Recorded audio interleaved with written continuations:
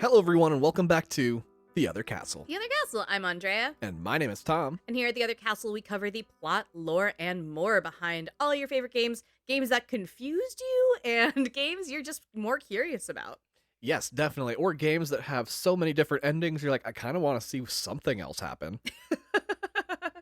And if you're curious about other things that happen in other games, you can check out our website, theothercastlepodcast.com. That's theothercastlepodcast.com. It's fun. And we've also covered Heavy Rain, which is another David Cage game. So if you want to get more of the scoop on some other wild games that he's made, you can check us out there. Yes, but this week we are covering Detroit Become Human. Ooh, this is fun. And if you want to talk to us about Detroit Become Human, you can go over to our Discord where we have all sorts of fun conversations. We have conversations about literally every game we've covered. Yeah, and that's in the show notes. It's all organized. It's going to be really fun, and we are going to figure out what the true ending should be on there, I think. As best as we possibly can. And if you want to hear about another ending of this game, aside from the one you're about to listen to, you can check out our Patreon. Yes, over on our Patreon, we are going to be covering another version of this game because this game has so many freaking endings. Literally hundreds, right? We'll get into how many exactly. Well, not even exactly. Nobody knows how many endings there are. Why does no one know how many endings there are? Because there are that many endings. Why didn't they didn't keep track? There's not like a tally? That's insane. I know. We'll talk about why and how and all that stuff. Oh my god. Well, we better just start at the beginning anyway. So Detroit Become Human is a 2018 game from innovative and slightly controversial studio Quantic Dream, led by game writer and director David Cage. The man. I say controversial because since the release of this game, some things have come to light about the way people have been treated at Quantic Dream, also their philosophies on the types of gamer that they're kind of expecting. We're not going to get into that. Okay, cool, because that would be a real bummer. Yeah, we're here to talk about the game that came out of the studio. Yeah.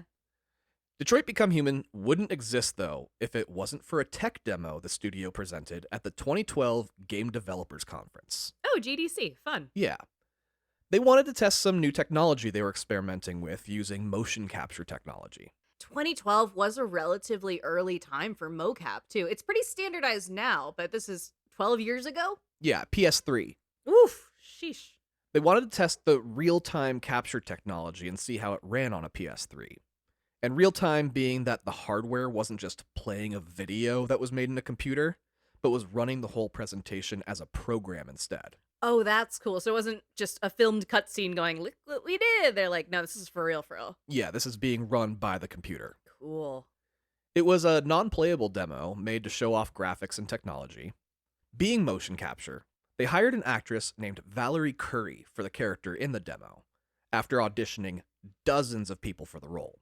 It's always wild to see who wins out and how big those audition nets are. Like, in Alan Wake 2, they auditioned like hundreds of women to fucking be his wife, who's not in a lot of the game. Right. No, Valerie Curry carries a lot of this. Oh, cool. She had the spark that David Cage was looking for and could make a range of emotions with her face, which is what they were wanting to showcase with this tech anyway. The tech demo was called Kara. It showed a humanoid robot being built by Dr. Octopus-like arms. The head is the first thing completed, and it's immediately alive, looking around, watching its body get built. We quickly see that it's a female-presenting robot, as this one has breasts for no reason. You know, that essential robotic element of having titties. Yeah. As well as a very feminine face. The body continues to be built, first with a metal skeleton, and then the limbs are covered in shiny white plastic.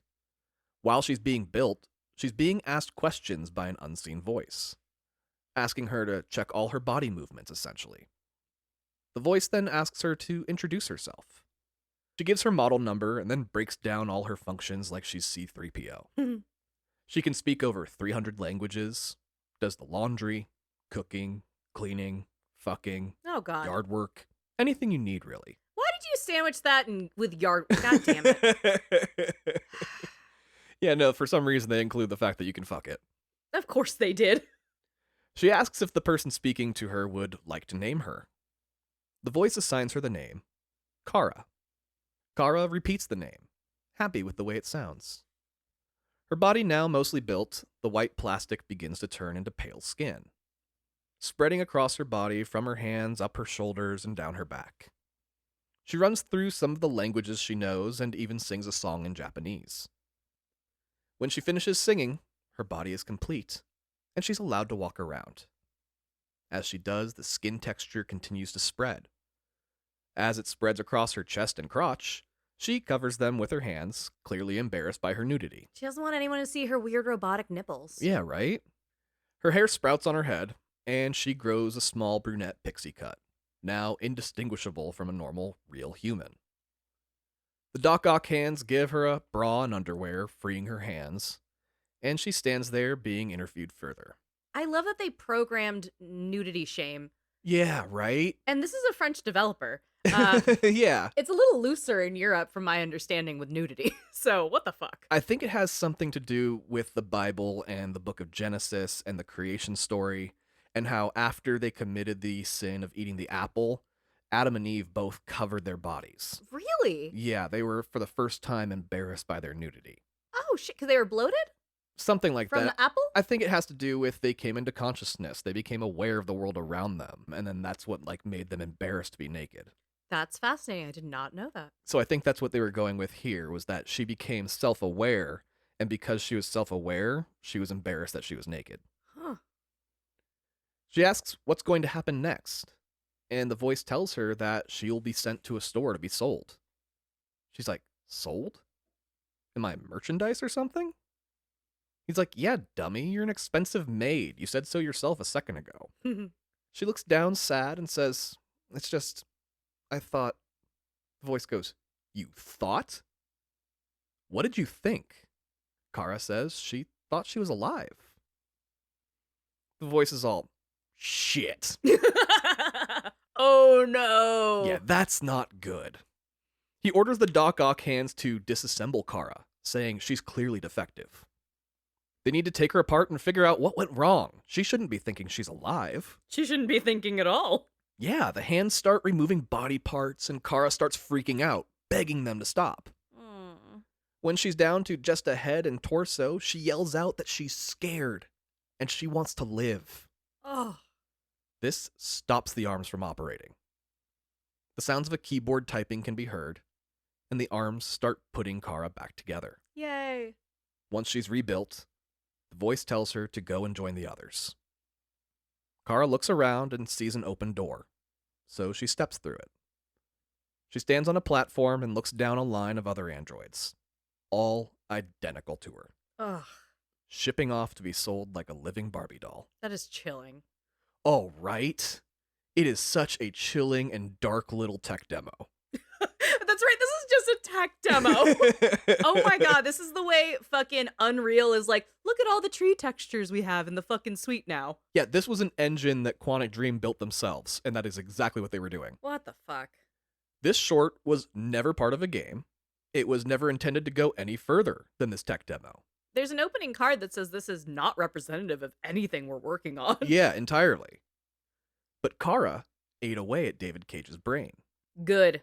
He wanted to know what happened to the robot girl that suddenly gained consciousness out in the real world. And watching Ex Machina or Westworld was just not enough. Right, Ex Machina, honestly, it is so heavily influenced in this game, entirely.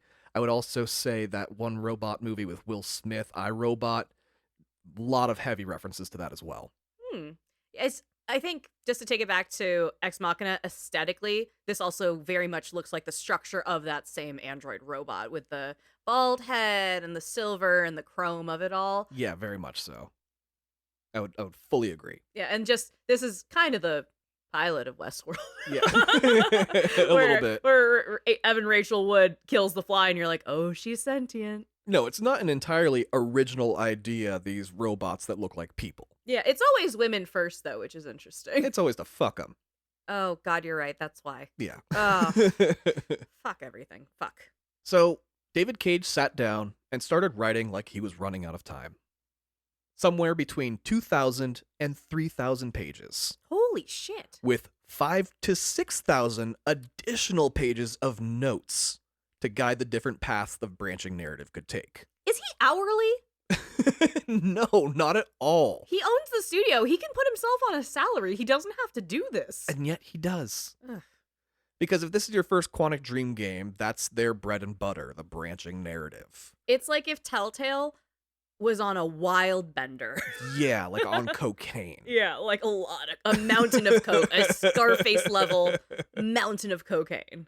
Yeah, but they also, unlike Telltale Studios, they develop their own proprietary engines for every single one of their games. Holy shit, that is a wild undertaking. It really is, but it really pays off. The tech demo didn't really have a location. So David Cage sat with his team to talk about where the game should take place. They decided on Detroit, Michigan. Why?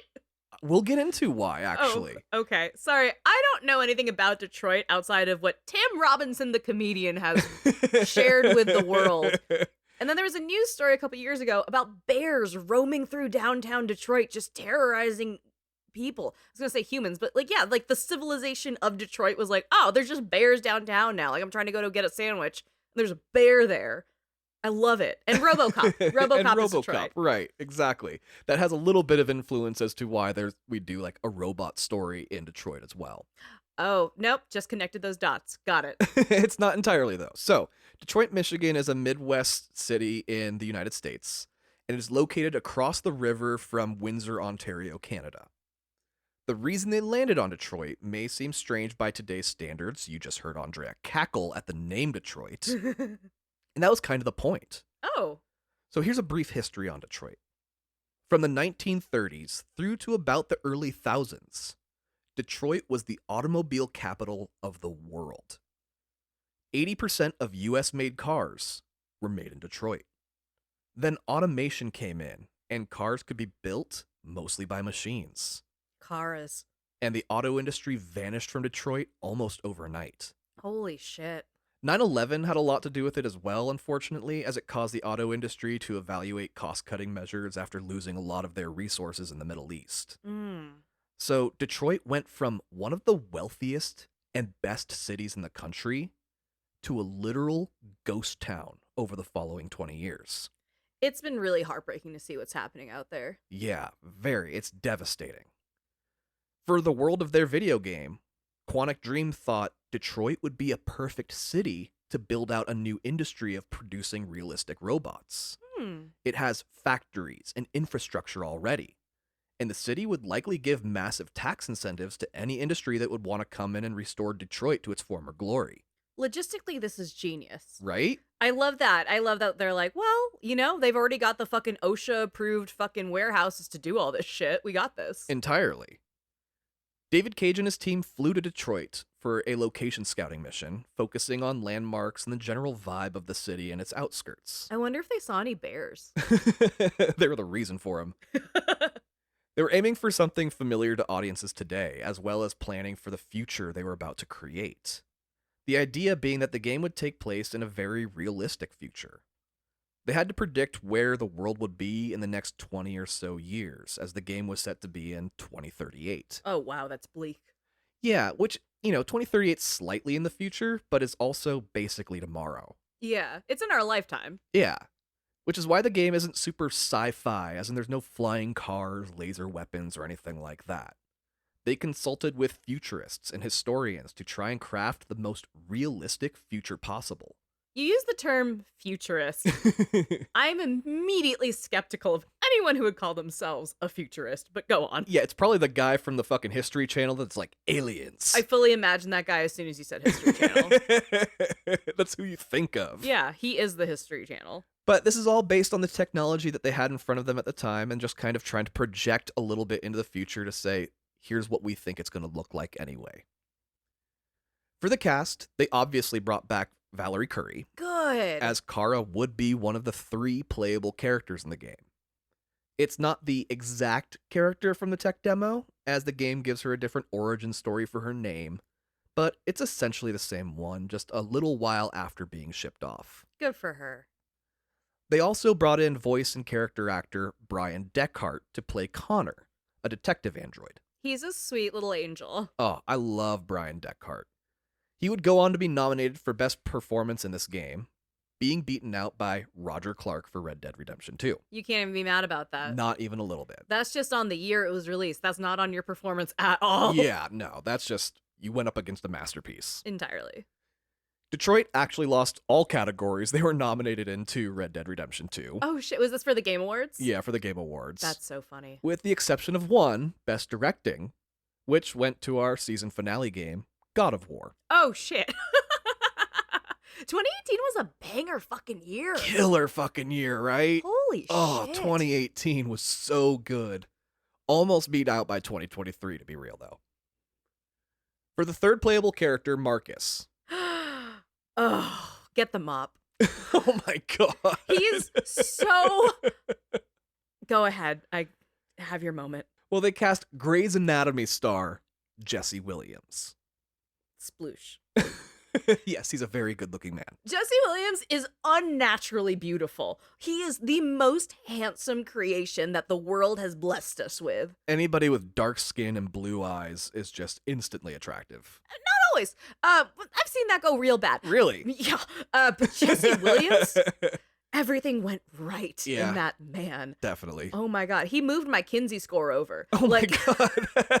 He's so unreasonably hot. Like, you know, if I'm ever in a room with him, I'm sorry, rank's coming off. He's so fucking beautiful. And he's real. Unlike my boyfriend, 27-year-old Dr. Gordon Freeman. That's right. Yeah, Jesse Williams is a whole ass person that's just walking around blessing us with his existence. It's ridiculous. There's a reason why he was portraying an android, because the human mind cannot comprehend humans making this botanically. Botanically? Naturally. Whatever. He looks perfect. Honestly, I don't think you're wrong. I think all three were cast a lot to do with the fact that their faces are very symmetrical, which is like the standard for beauty. Yeah. Also, Jesse Williams is the standard for beauty, period. He has a very symmetrical face. Everyone should look like him, man, woman, they, them, in between, everyone. We should all strive for Jesse Williams. The most perfect human on earth. So perfect, they said, yeah, he's a robot. Well, Jesse Williams' performance really is the one that carries the game, despite Brian Deckhart getting the accolades. Which I said in our Red Dead Redemption 2 episode that Jesse Williams deserved the acting nomination, but in replaying this time around, honestly, Brian Deckhart really does steal the show as Connor. It's hard to overlook the most handsome person you've ever seen in your life and be like, whatever they're doing, my eyes are on them, but I get you. Yeah, fully. He has a lot more range he has to hit, and it's pretty spectacular, his performance in the end. For the supporting cast, we have Clancy Brown playing Connor's partner, Lieutenant Hank Anderson, horror movie legend, and the Fungus King in the original 1993 Mario Brothers movie. Oh my god. Lance Henriksen. He plays a human friend to Markus. Human friend. Yes. He's also in The Quarry. He is, that's right. Yeah, no, he does a lot of video games now. Yeah, he's really getting down on the video games in this era of his acting career. That's cool for him. Anything that gets you work, you know? Girl, he doesn't have to be in makeup. It's fucking great. Yeah, and there's a reason you can't picture Lance Henriksen immediately. But he's been in a lot of things. Yeah. As well as Minka Kelly, who portrays North, a revolutionary and love interest for Markus. She's very beautiful. Oh yeah, she's gorgeous. She's still about 4 points away from Jesse Williams. Motion capture was filmed for just under 400 days, utilizing over 300 mocap performers. Wow. The most in any video game to date. I was going to say, I can't think of anything that's used more than that. You know, at a certain point, they're like, fuck it, we got the motions and the T-pose, just throw a different face on them. Yeah, right? Wow. The voice actors did a very large portion of their captures, particularly their faces, which would have around 50 dots tracking their expressions. For strictly body movements, they used professional body doubles to fill in the rest of the actions. Just for like walking and crouching and shit like that. Yeah, all those like in-game actions. Do you find it a little ironic that they had to use so many different humans to portray all the androids? Seriously, right? Even more special to this game is the fact that each of the 3 playable characters received not just their own theme music, but their own composer as well. Really? Yeah. Holy shit. So we have Philip Shepard for Kara, Nima Fakara for Connor, and John Paisano for Markus. They all also sound like they might be different ethnicities, so maybe different worldviews on what their musical inspirations might be bringing to the characters. Yeah, maybe so entirely. No, they were each chosen for very specific reasons. Interesting. I've never seen that done before. No, it's like a really big extra step that they didn't have to take, but they did. And they're like, fuck it, we ball. This gives each one a very distinct vibe and atmosphere through the course of the game in a way that very few others ever have. Including mocap, the development of the game itself took roughly 4 years. You know, honestly, 4 years feels like a tight turnaround. It really is, especially because we're seeing so many games that take like 8, 9, 10, 12, 13 fucking years now. GTA 6. Yeah. Honestly, the fucking Wolf Among Us 2. My gosh. We're nearly at about the 4 or 5 year mark on that, and there's no mocap. What the fuck? Are we really like just pushing them to like do too much now? We're bullying them. Yeah. Fucking internet. Well, it landed it on the PS4 despite the tech demo being for the PS3. They ended up being a whole generation later. Yeah. Well, with robots, you get it. Yeah, definitely. But the game only benefited from the far superior graphics and processing power of the PS4. They even updated it for the PS5 eventually, and it's stop in your tracks stunning to behold. Oh, shit. The characters being the most lifelike I personally have ever seen in a game. Well, that's horrifying. I love it. Because, yeah, say what you want about David Cage and who he is as a person. Please, honestly, say as much as you want. He's kind of a dick, and I don't trust him as a person, and I would not be comfortable in an elevator with him. Yeah, he does not have a reputation for being a great guy. But you can't deny his passion and the innovation he brings to the medium. It's a guilty pleasure. I don't like the creator, but I like the creation. Exactly. Listening to him talk about games is honestly inspiring, and you can tell that he has a love for storytelling and for taking gamers to places they've never been before. That's cool. For the marketing, for the most part, it was pretty straightforward trailers and the like. Except for one piece of marketing material for the Japanese release of the game. A 7-minute short was filmed in live action, detailing the first android to gain some level of consciousness and the human that realized it. Oh, shit. It was called Tokyo Become Human, taking place 10 years before the events of the game. It features a newly graduated student saying goodbye to the librarian android that he spent the last 3 years studying with. He decides that she no longer needs those hours saved in her memory, so he decides to delete her memories. Before they're gone, she begs him not to, which confuses him. Androids aren't supposed to give a shit, they're machines. He says this is not the relationship humans and androids are supposed to have. Androids are there to serve humans, and that's it. So he decides to delete her memory anyway, and it cuts to 5 years later. He says that on that day 5 years ago, he didn't actually delete her memory. He pulled it out of her instead, determined to figure out what caused that error in her programming. It led to him becoming the top android researcher in the world. The librarian appears at his side, clearly just a robot slave to him. Ugh. He asks if she's happy, and she says that it's an honor to be serving him. He says, good. That's the way robots and human relationships should be. He walks away, and the robot's face drops as sadness takes over. Then it launches into a trailer for the game itself. Oh, just actual gameplay? Yeah, then it just goes right into the game itself. Like, meanwhile, in Detroit. Yeah. It was such a wild fucking short film, though. Like, it's depressing. I kind of want to, like, see more of that character. Oh, totally. We'll drop that in the Discord, too, so you guys can go on this horrible emotional journey with us. Yeah. It's pretty great, though. The game launched exclusively to PS4 on May 25th, 2018. Reviews were mostly favorable, only complaints being the QTE gameplay that Quantic Dream games are famous for having. I don't like the format that you guys clearly have adopted. Fuck you. Shut up. Yeah, like, you should really go into one of their games knowing it's a QTE game. It's kind of stupid to hold that against it, really. It's like complaining that a Rockstar game has too much shooting. Yeah. In the years since its release, it has sold over 9 million copies. Wow. Wow, for a fucking exclusive? Yeah. That's incredible. Making it the studio's most successful game to date. Oh shit, I skipped ahead. My bad. That's why it's so impressive. Because, I mean, when we think about that, more recently, Ghost of Tsushima did over 8 million. And that was Yeah. like, oh, fucking grand slam, like, knocked it out of the park, baseball metaphor of a game. And then Days Gone did 7.5 million. They said, no more franchise for you. Well, being a branching narrative game, it has replay value out the asshole. True. David Cage himself has said he has no idea how many different endings the game has, That's so embarrassing for him. but said it's somewhere in the 900s. And you're going to do all of them right now? Fuck you. No, I'm not. Fair enough. I get it. I've done a bunch of branching narrative games on here. Like with The Quarry, I think it's under 100 total ending possibilities. And I was like, fuck you guys, you're getting the best possible run.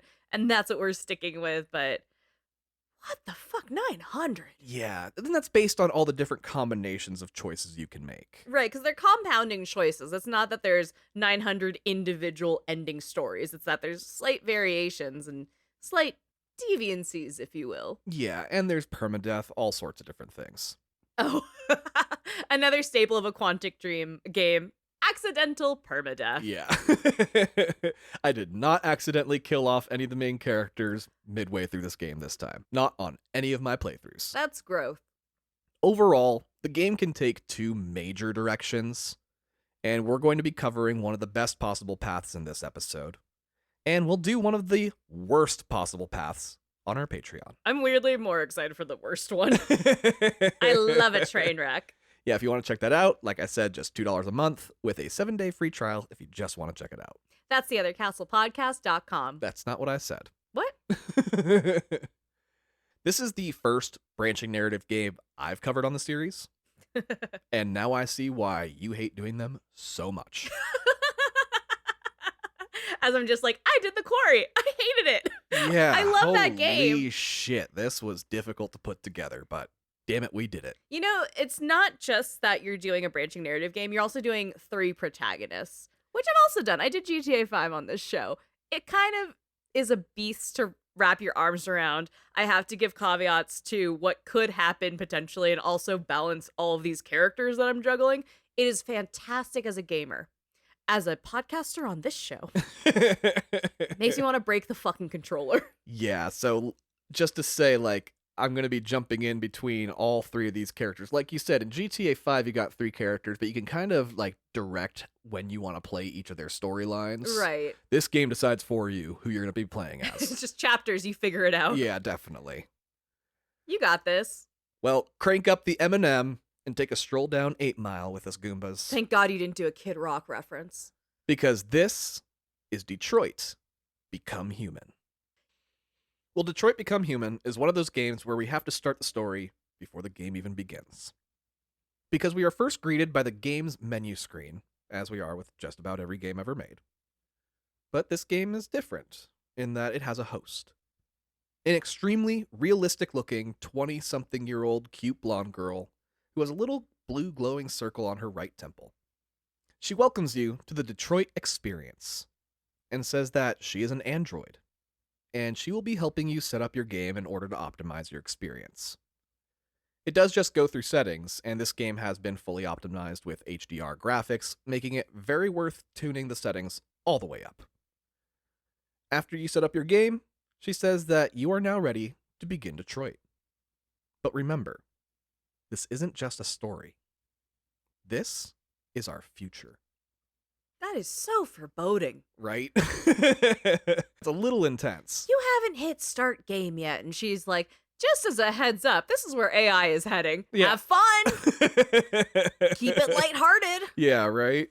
ChatGPT, eat your heart out. Ugh. The screen fades to black, and the date, August 15th, 2038, appears. Oh, it's Leo season. Oh yeah, that's Leo, huh? The scene fades in, and we find ourselves in an elevator with a man. The elevator is ascending, and we can see that it's a tall-ass building as we're passing the 60th floor. The man is dressed in a gray uniform suit, government agent-looking outfit. He has a U.S. quarter in his hand, and he's flipping it. Then he starts doing tricks with it, flipping it back and forth very quickly between his hands, rolling it over the top of his knuckles, ultimately catching it vertically between two fingers. That's cool. While doing the tricks, we can see that the man has a very clean-cut style, with tight cropped light brown hair, a chiseled jaw, very Colin Jost East Coast prep looking guy, who also has one of those blue glowing circles on his temple, like Menu Screen Girl. On his chest, we see RK800 embroidered on his jacket, as well as Made in Detroit in small letters. On his back, we see the word Android in all caps written across his shoulders. As you see here, androids are nearly indistinguishable from a human. That's why they have to be so clearly labeled. The only difference you can see is the little glowing blue circle on their temple. And if he texts you, it's a green bubble. Yeah. The elevator reaches the 70th floor and stops. The man puts the quarter away and readies himself to exit the elevator. The door opens to a penthouse apartment, and you take control of the man in the suit. A cop in SWAT team gear and a machine gun is right outside the door waiting for you. He radios in saying that the negotiator is on site, and you follow him into the apartment itself. You can hear the sound of a helicopter, and it sounds as if it's flying just outside the building. You scan the area and see a broken fish tank, with a fish flopping on the ground. Oh. You get your first choice here. You can put the fish back in the tank, or leave it, giving you a taste of the moral questions you will be faced with throughout the rest of the game. Save the fish. Well, you can do that or not. It's up to you. I want to save the fish. Save the fish away. Okay. Looking around, you see a picture of a small family. Mom, dad, and a 10-year-old daughter. You continue into the apartment, and you can hear a woman crying. As you turn a corner, you bump into her as she's being escorted away by another police officer. She's grateful you're here and asks you to save her little girl, but then takes in your appearance, and her look of hope turns into a look of fear and disgust. Which, to be able to see that change in a video game, thanks to the incredible motion capture, is truly groundbreaking. Oh, absolutely. She turns to the cop escorting her and asks, "What the fuck? You're sending an android in there? Why aren't you sending a human? Don't let that thing near my daughter." That thing. Her escort silently does his job and guides her to the elevator and out of the apartment while she yells in protest of you being here. Being an android, we get very cool visuals on the screen as we play the game, telling you what your objectives are and where you need to go to accomplish them. It's basically a heads-up display. I think it's the natural evolution from the cop in Heavy Rain with his glasses. Oh, entirely. This is very much an extension of that. There's also an additional level of HUD we can access where time stops and we go into detective mode, like in a Batman game. Ooh. In this mode, we can get a better look at our surroundings and items of interest will reveal themselves so you can investigate further. After the woman gets into the elevator, we see on our HUD that we need to find Captain Allen. Heading into the apartment proper, we see that there is a full police task force in there. It appears that much of the apartment is in shambles, like there had been a commotion prior to the cops arriving. You find the man yelling the most, and figure that must be Captain Allen. That's such a read. Yeah. He's in a bedroom yelling at a cop on a laptop. You approach and introduce yourself as Connor, an android sent in by Cyberlife. Captain Allen completely ignores you, and continues to talk to the cop on the computer, but now he's not yelling, he's much calmer because at least that guy is a human. Captain Allen goes on to say that he's already lost 2 men, and that he would make his move, but they're on the edge of the balcony, and that's too dangerous and could risk the girl. You take this explanation as being intended for you, and you're given a chance to ask a couple questions. You're given 4 options and will only get to ask 2. Some will open dialogue options later. Others are kinda useless information, so choose wisely. Captain Allen won't be much help regardless, though. He tells you that you need to take care of this problem now, or he's going to start doing things his way. You wander around the apartment to gain an idea of what has happened here, and what is currently happening. Doing investigation checks with your detective mode, finding clues about what led to the cops being here. All the while, you get percentage updates on your chances of succeeding the mission, with things that will help you increase your chances, and fuck ups decreasing your chances.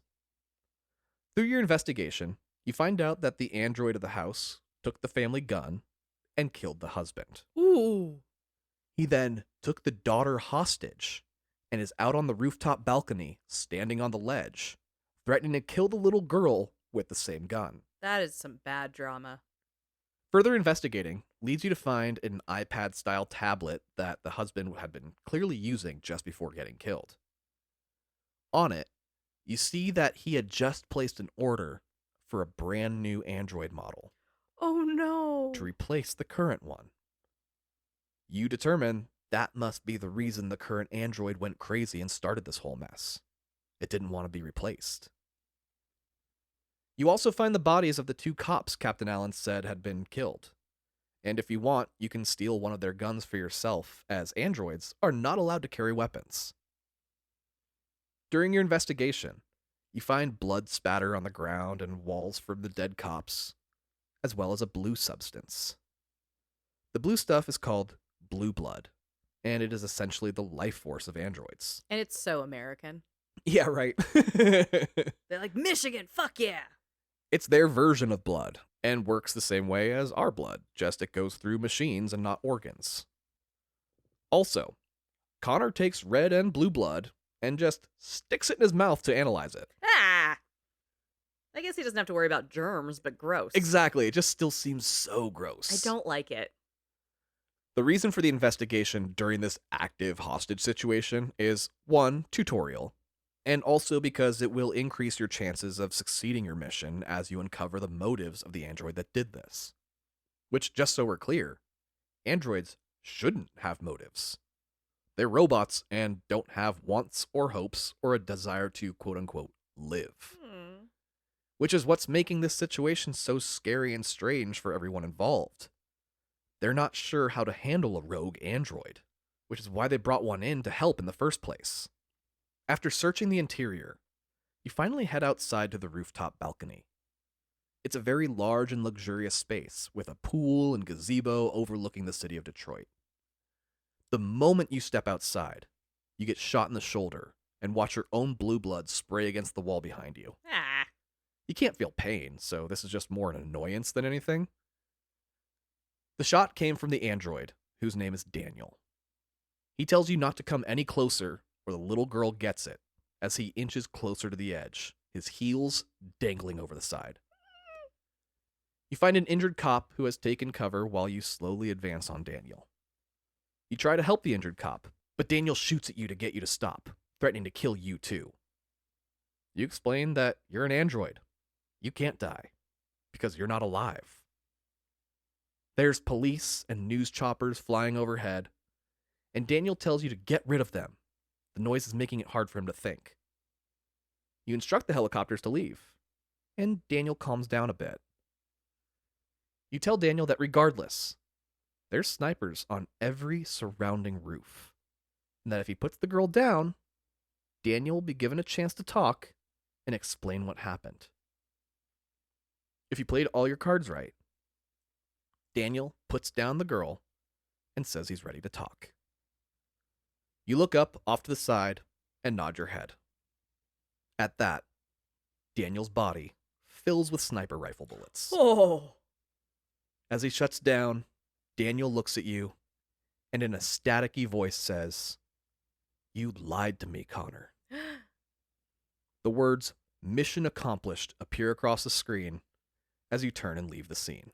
You said this was the good run? This is the good run. I promise. It's not good for Daniel. Goddamn. Not for Daniel at all. So between each section of the game, we're given a flow chart, and it shows all the possible paths that the scene could have taken, as well as stats on what other players have chosen. I always love that. That's so cool. Yeah, and it's really cool, and it's always a treat when you make a choice that like 1% of gamers make. And you're like, I'm different. For example, this opening tutorial could have 6 possible endings based on how you played it. If you want to hear the one that didn't go quite as well, tune into our Patreon episode. I'm so excited to hear how he fucked it up. The next section opens from the first-person POV of an android booting up, much like the Terminator. You see a loading screen that says Cyberlife Inc. as the world around you goes from black to out of focus to in focus. You're inside a store, and you're the merchandise. It's a store that sells androids, and in some fucked up shit, you see other androids selling your kind to actual people. Oh, they're using the androids to sell the androids? Yeah. That doesn't feel good.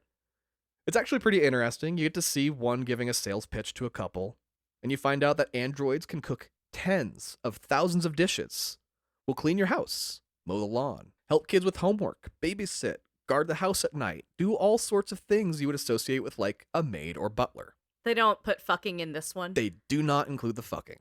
It's implied, but it's not, out there. I'm also starting to stare at our Roomba, and I'm a little nervous. It doesn't have any holes, don't worry. It has googly eyes on it, though. You put those there. Yeah, I don't know if I've given it some sense of life, but go on. But he's also pitching to a couple. I'll bet if he was pitching to a single man, he might include the fucking. You can't move your body, but you can look around with your head. Eventually, two men approach you. One is a store employee, but he's a human, not an android. So they work in tandem. Yes, they work together. I wonder which one's better at selling androids. This one isn't actually a salesperson. He's more of a geek squad. Oh. The other is a schlubby-looking man with stains all down his shirt and a dark 5 o'clock shadow. As they're walking up, the geek squad guy is explaining to the schlubby-looking man that you were really messed up when you were brought in, but he did manage to get you working again. He asks what happened, and the schlubby guy says that you were hit by a car. Oh, shit. The Geek Squad says that he did his best, but he had to reset your memory entirely due to the amount of damage. Because of this, they need to register her name once again.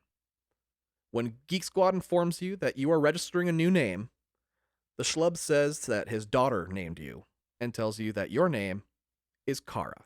Oh, hey, girly. Yeah, that's the android from the tech demo, yeah. You finally see yourself. A cute young blonde woman with medium-length hair. Distinctly different from the blonde woman from the menu screen, though. After confirming your name is Kara, the opening credits begin. The credits roll as the man drives you home through the city of Detroit.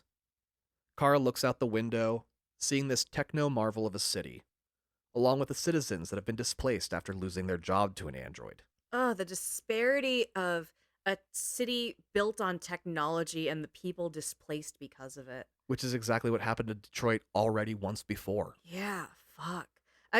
I always thought it was silly that it was in Detroit, but now it's really powerful. With the comparison of what has already happened to it, yeah. Yeah, entirely. And I've grown up in Northern California and seeing that happen to San Francisco and San Jose and all of Silicon Valley of like, oh shit, you guys got to prepare for some shit. What would happen if all that industry just vanished overnight? Yeah, crazy. And it's just a great contrast between the bustling success of corporations coupled with the broken and destitute city and its inhabitants. Mm-hmm. And it's similar to the Detroit of the late 90s, just before the automobile companies pulled out, leaving the city in ruins that it is today. When it comes to innovation, when it's good, it's good. But fuck, when it's bad, it's bad. After the credits end, you see some trees in a small city park. The date scrolls, revealing that it's November 5th. 2038. Remember, the 5th of November. Oh, shit. Yeah, probably not relevant. The Uprising? The French creators putting a little V for Vendetta moment in there? Yeah, exactly, right? Go off. People are running around enjoying the autumn day, and you are now playing as the game's third and final playable character, Markus. Ah, swoon. You have a buzzed head, light brown skin, hazel eyes, along with the all-important glowing blue circle. You are also extremely good-looking, as your character is played by the stunning Jesse Williams. Ah. You get one of those HUD instructions we saw Connor receive earlier, telling you to go to a paint shop to pick up some supplies. It's a nearly open world here with a big sprawling city center that has a small outdoor mall to it. You can hear people ranting about androids taking their jobs off in one corner. They took our jobs. While a busker plays music about losing his job. Oh. There's anti-android propaganda on posters, but other than that, people are just going about their day, android and human alike, as if none of it's occurring. There's always going to be some Make America analog again, people. Yeah, right? You go to the paint shop and pick up your supplies. It's cool because here we get to see what happens when two androids interact without humans around. Hmm. It's very straightforward with no formalities. Unlike earlier in the Android store, where the Android salespeople were very personable and friendly as they were talking with regular humans. To verify your identity and order, you scan your hand on a little pad. The human like skin on your hand vanishes, revealing the glossy white robot skin underneath that the pad uses to identify you. The Whole Foods near our house does this now too. Well, your skin doesn't retract. Yeah, but you can scan your handprint and it'll pay for your groceries through your Amazon account. And now I'm very scared. Yeah, and you know what? That didn't exist in 2018 when they made this game. God damn it. They are very good at predicting what's coming. Mm. Once you verify your identity, the human skin returns. When you pay for the order, your blue circle turns yellow, indicating a transfer of information. Once the transaction is complete, it turns blue again. After the purchase, you have a new objective to take the bus home with your package. On the way to the bus, you pass by an anti-android protest group, and when they see you, they start to harass you. Ugh. One shoves you to the ground and calls you pathetic. You can take their jobs, but you can't stand up for yourself, you fucking pussy. Oh my god. As you try to get back up, they keep knocking you back down. Eventually, a cop shows up and says that while he agrees with them, he'll have to arrest them for damaging private property if they take it any further. What a dick. You get up, grab your art supplies, and head to the nearby bus stop. The bus arrives, and you enter the android compartment of the driverless bus, in the back. It's a little heavy-handed. Yeah, the imagery of making a black-presenting character being forced to the back of the bus isn't subtle. After being harassed just for existing. Yeah, it's very deliberately done to show just how androids are viewed by society as a whole. Do you think that this had to be done in America? Oh, absolutely. There's something unfortunately very American about It's the fact that it's happened before, so why wouldn't again? Okay, that's exactly what it is. Yep. While Markus rides the bus home, we're taken back to Kara, who is just arriving to her destination that same day. And every time you switch characters, that's when you get one of these, like, flowcharts. Mm. The schlub's name is Todd, and he parks his old pickup truck on the sidewalk like an asshole. Oh, Todd, come on, man. And leads you inside the house.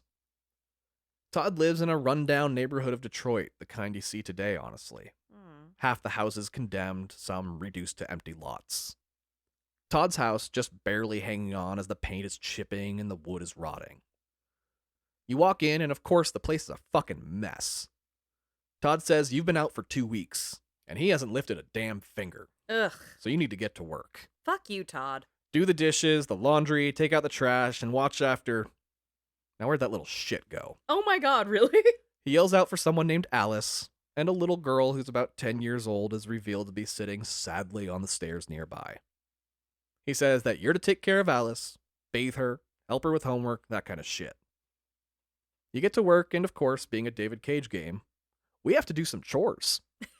Just immediately off the bat to get used to QTEs. Yeah. You're gonna do some dumb household shit. Yeah. You go around cleaning up while Todd sits on his ass and watches a hockey game. And it's a real hockey game, too, played by real humans in the real world. Oh. It's a hockey match from 2013 that was a charity match between two military bases, Fort Bragg and Fort Benning. Huh. Not relevant to the game in any way, shape, or form, just a fun fact. That is a good fun fact. As you clean, you notice Todd smoking some red substance, like it's crystal meth, basically. Oh shit, like the Breaking Bad blue about it? Yeah, right? Actually, you'll remember that they had something very similar in Heavy Rain. The detective in that game was hooked on some kind of made-up sci-fi drug as well. Oh, right. They love drugs. They do. So do I. Since it's been 2 weeks since the house has been cleaned, that includes the laundry that's been hanging outside in the smog-filled city air. It's just been rotting in the backyard. Yeah, entirely. Todd, get your shit together. So you pull the laundry down and have to rewash it. While washing it, you find Todd's stash of drugs. His red stuff? Yeah, you scan the substance, and it comes back as a chemical compound known as red ice. And yeah, it's red crystal meth. As you're analyzing it, Todd comes up behind you, turns you around violently, and grabs you by the throat. Don't love that. Whenever an android is in distress, their blue circle turns red, since they can't show emotion to indicate something is wrong. Your circle is spinning crimson as Todd screams at you for messing with his stuff and says to stay the fuck out of his business if you know what's good for you. He lets you go back to finishing the laundry, and your circle returns to blue. Once you finish with the ground floor, you head upstairs to clean the bedrooms. If you try talking to Alice during the cleanup, she is very shy and won't say anything to you. She just plays with her toys or gets really quiet and looks away. She's busy forming trauma. Yeah, and sometimes she just kind of runs off without saying a word. I get it. In Todd's room, you see that he's obviously a mess of a man, with drugs and clothes strewn about everywhere. You even find a gun in his nightstand. Of course you do. At one point, you clean up some of his mail, and a magazine drops to the ground. You don't get a great look at the magazine, but it's clearly an Android order catalog. You put it away, hoping it's not there to replace you. It's a lot of cleaning, but you're also noticing little things along the way that may or may not help you out later.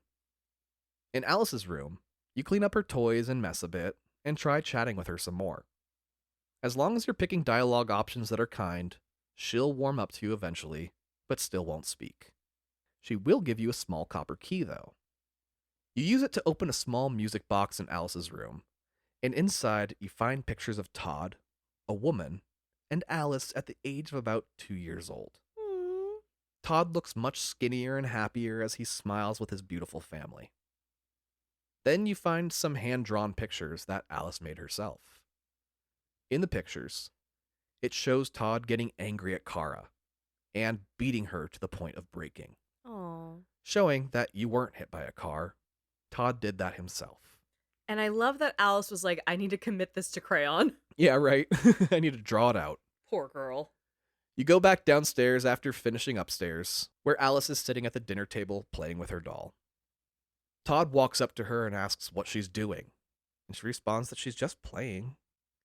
He says he knows what she thinks, that her dad is a fucking loser lowlife, can't hold down a job or take care of his family. Then he lifts her high in the air and starts screaming her face, telling her to tell him that she hates him. Oh my god. He keeps screaming, "Say it! Say you hate me," while shaking her violently. Finally, he stops shaking her and begins to cry, lowering Alice back to the ground. Todd gets down on both knees to get on her level and just sobs openly, apologizing profusely, saying he didn't mean it and that he loves her. I fucking hate Todd. Oh, Todd's the worst. He sobs, holding Alice and saying he's trying to be a better person, as the scene fades. We rejoin Markus as his bus drops him off in front of the home of his owner. In contrast to Todd's house, this one is a luxurious old Midwestern home. Big long driveway, lots of greenery, and windows galore. Most of the interior and exterior being made of elegant carved wood. Markus enters the home, and it's like in Back to the Future 2, where he's greeted by name by the home's disembodied security system voice. That's always so cool. The house is stunning, with huge paintings and sculptures hung everywhere. Going up the stairs, you see one of those devices that you often see in homes of people who require assistance going up and down, like a little chair that carries you. Oh yeah, Trevor Wallace the comedian has one of those in his house. Oh, really? Yeah. Tana Mojo tried to fuck him on it. She would. You have the objective of waking up your owner, Carl. You enter his bedroom and draw the curtains, letting the morning light shine through. Carl is an old man in his late 70s, early 80s. He's got a bunch of old man black and gray tattoos down his arms that he stretches as he sits up in bed. Oh, that's cool. I'm gonna look like that. Yeah, you definitely are. In a corner, we see a wheelchair, further indicating that Carl can't walk. You begin to give him a breakdown of the day, letting him know the time and weather forecast. You let him know it's time for his morning meds, and he tries to object because it requires an injection. And he hates needles, as all heavily tattooed people tend to be. You know what? Why is that so real? You relate? Yeah, and every time I've given blood, I tell them, like, I'm so sorry, I can't look. I know I look like a pincushion. I do not like seeing the stuff come out of me, and I do not like the way it feels. And every single phlebotomist I've ever met has been, yeah, everyone that looks like you says that. Yeah. Every heavily tattooed person fucking hates needles, IVs, injections, everything. That is the most human thing. It's so weirdly ironic. Carl laments that humans are such fragile machines, having to do so much just to keep them working. You smile knowing that androids don't have those problems. Carl notices your clothes are dirty and beat up and asks what happened. You shrug it off, saying it was just some protesters getting a little rowdy. Carl gets upset and says they're a bunch of idiots. You pick him up and take him into the bathroom for his morning routine. Being a David Cage game, you expect to go into the shower with them, but fortunately we don't.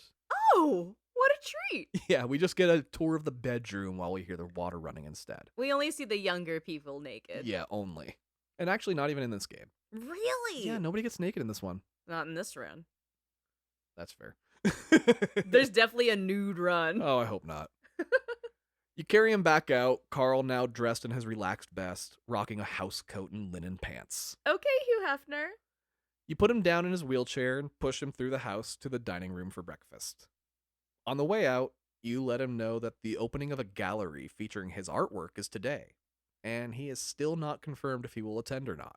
That is so cool to be like, I know they're doing some show in honor of me. I don't know if I'm going to go or not. Damn. Carl actually says he'll decide just before it's time to go if he wants to or not. Carl's fucking cool as shit. I love him. You set him up with breakfast and he tells you to occupy your time while he eats. This gives you a chance to explore a bit, and you can do a couple different activities, one of them being play the grand piano in the corner. It's not quite on the level of the guitar playing in The Last of Us 2, but it's pretty damn close. Oh. After you finish, Carl is by your side, having finished eating. He says your playing is getting so much better. For an android, you play with more soul than most humans. He's an ally. Fully an ally. Carl warns you, there will come a day when he won't be around anymore. You saw earlier today, people hate things that are different, and you need to learn to always be true to who you are, no matter what. You take Carl to his art studio, and it's a gorgeous space, with 3 of the 4 walls featuring floor-to-ceiling windows. Carl approaches a 20-foot tall piece he's working on, and gets to work using a robotic arm that lifts his chair into the air to reach the top. That's so fucking cool. Oh, he's got so much damn money. Carl asks how you like the painting. You get some options, positive and negative, and regardless of what you answer, Carl says that at his age, he's all out of things to say with his art. Every day, he's one step closer to the grave, and he's just passing the time painting. He's really going through some shit. He is, but he says that nobody would even give a shit about this art if he wasn't already famous. That's when Carl has an idea. He asks you to paint something. He wants to see what comes out of an android. So you pick up a brush and some paint, and you look around the room to find something. Which you do, and it's a photorealistic painting of exactly what you chose. Carl's like, good, you can make copies of things. But I want you to paint from within. Paint something abstract, a feeling. You're like, Carl, I don't have feelings. I'm a robot. Carl doesn't care and tells you to try anyway. He says to close your eyes and to think of a concept you consider important and to begin painting what that concept makes you think about. You get some options to choose from, and once you make your selections, you begin to paint with your eyes firmly shut. Once you finish, you step back, and it's a tragically beautiful painting, showing a deep darkness hidden somewhere inside of you. Carl says, "My God," as the 2 of you are interrupted by the door to the studio opening, and a guy around the age of 30 walks in the room. He looks at the scene kind of disgusted, and says, "Hey, Dad," to Carl. Carl looks up and greets his son Leo in surprise. Leo is clearly zonked out of his mind on red ice. Oh. He's shaking and nervous, clothes disheveled with a glisten of sweat on his face. Sweaty and freezing is so fucking like the worst Right. situation. Before even finishing his greetings, he says that he needs some cash. Carl says he just gave him his allowance. What happened to it? Allowance. Ugh, you're 30. Yeah, right. Then questions if he's high. Leo flips out saying, "No, God, why do you always ask that?" Carl refuses to give him money, and he starts yelling that he's always cared more for this plastic toy Markus than his own son. Leo storms out of the room saying that Carl never loved him, and the scene ends. I get it. I don't love him either. Yeah, what's there to love? And if you have Jesse Williams, come on. Late that night, around 11 p.m., we find ourselves outside a bar, and rain is pouring. We see a quarter being flipped, so we know we're once again playing as Connor. You approach the door to the bar, and it says no androids or dogs allowed, Sorry, that sucks. but you enter anyway. Inside, you have the mission to find Lieutenant Hank Anderson. It's one of those record scratch moments when you walk in as everyone in the bar looks up at you, the unwelcome guest in their midst. You find the saddest, most pathetic looking man in the bar, and it is, of course, Lieutenant Hank Anderson. Naturally. You approach him and introduce yourself as having been sent by CyberLife to be his new partner. You tried to meet him back at the station, but they told you that Hank is likely at a nearby bar. You luckily only had to search 4 others before finding him here. You explain that Hank has been assigned to a homicide case involving an android killing a human. Because of that, you have been assigned to the case, as you have a track record of success in cases involving androids behaving in a manner that goes against their programming. Androids essentially abide by science fiction writer Isaac Asimov's 3 rules of robotics, Oh. which are: a robot cannot harm a human or allow a human to come to harm through inaction. A robot must obey human orders unless those orders conflict with the first law. And a robot must protect its own existence unless those protections conflict with the first or second law. There's a lot of room there for interpretation, there's a lot of room there for confusion, and that is essentially what is leading to these deviancies. After some convincing, the 2 of you head to the scene of the crime. It's in another one of Detroit's many poverty-stricken neighborhoods, and this whole scene is some dark-ass 1950s noir cop shit. There's a 2-week-old, dead and rotting body, covered in blood and stab wounds in the house. Ugh, and it's been there for weeks? For 2 weeks. Disgusting. With the words, "I am alive," written blood above him. Oh, God. Red or blue blood? Red blood. Okay. Oh, God. There's little evidence flags set up all over the place for you to investigate, as the cops have been there for a while. You do your due diligence and come up with a theory on what went down here. While the victim isn't Todd, he's very similar to Todd in a lot of ways. Todd is kind of an archetype of a dude. We're going to see a lot of androids with similar stories to each other. The victim here is a red ice addict who lost his job to an android at some point. While high, he took his anger out on his personal android and started beating it with a baseball bat. Holy shit, dude. The android grabbed a kitchen knife to defend itself and ended up killing the man, stabbing him 28 times. Whoa! That is some self-fucking-defense. Yeah. Whew. You see outside that there are no footprints, which means the android didn't run. He's somewhere in the house still. You run your theory by Lieutenant Anderson, and he's genuinely impressed. He says that your logic is sound. Now the only question is, where's the android hiding? You explain that blue blood evaporates after a couple hours. It leaves traces behind that are invisible to the human eye, though, but is very visible to an android. So you follow the invisible trail of blood through the house. It leads to 2 places: a bathroom and a dead end just beneath the door to an attic. In the bathroom, you find what appears to be some kind of religious shrine in the shower. There's Dr. Ratman-style writing all over the walls that say RA9. Oh, no. And there's a little statue with candles surrounding it. You do your best to analyze it, but can't make hide nor hair of it, and decide to check the attic instead. You open the attic and head up, where you find a busted up and scared android cowering in a corner. It begs you not to say anything. But you're a cop, here to do cop shit. So you turn him into Hank and the others. Back in control of Kara, you wake up a passed out Todd to let him know dinner is ready. He takes a hit of his red ice, and joins Alice at the dinner table as he served them up some of Jack Marston's favorite food, spaghetti. Oh. As you serve them, Todd starts ranting about androids, how they take everyone's fucking job, including his. And then, when he needed help around the house, he went out and hired a fucking android. You're part of the problem, dipshit. Then he looks at Alice, who is sitting silently staring at her spaghetti, sad and scared, having heard this rant a million times before, knowing what's coming next and readying herself for it. Todd asks Alice if this was everything she dreamed of, living in this shithole of a house. It's not his fault Alice's mother took off without a word for a fucking accountant. Todd flips the dinner table and rushes at Alice. Oh, shit. She begs, saying, "Daddy, no," but it's no use. Todd backhands Alice across the face. Ugh. Fortunately, we don't see him hit a child. We instead see Kara's reaction to it, which is one of shock and fear. Alice runs upstairs crying, and this sends Todd into a rage. He starts saying to himself, "This is all her fault. I'm going to teach that little bitch a lesson.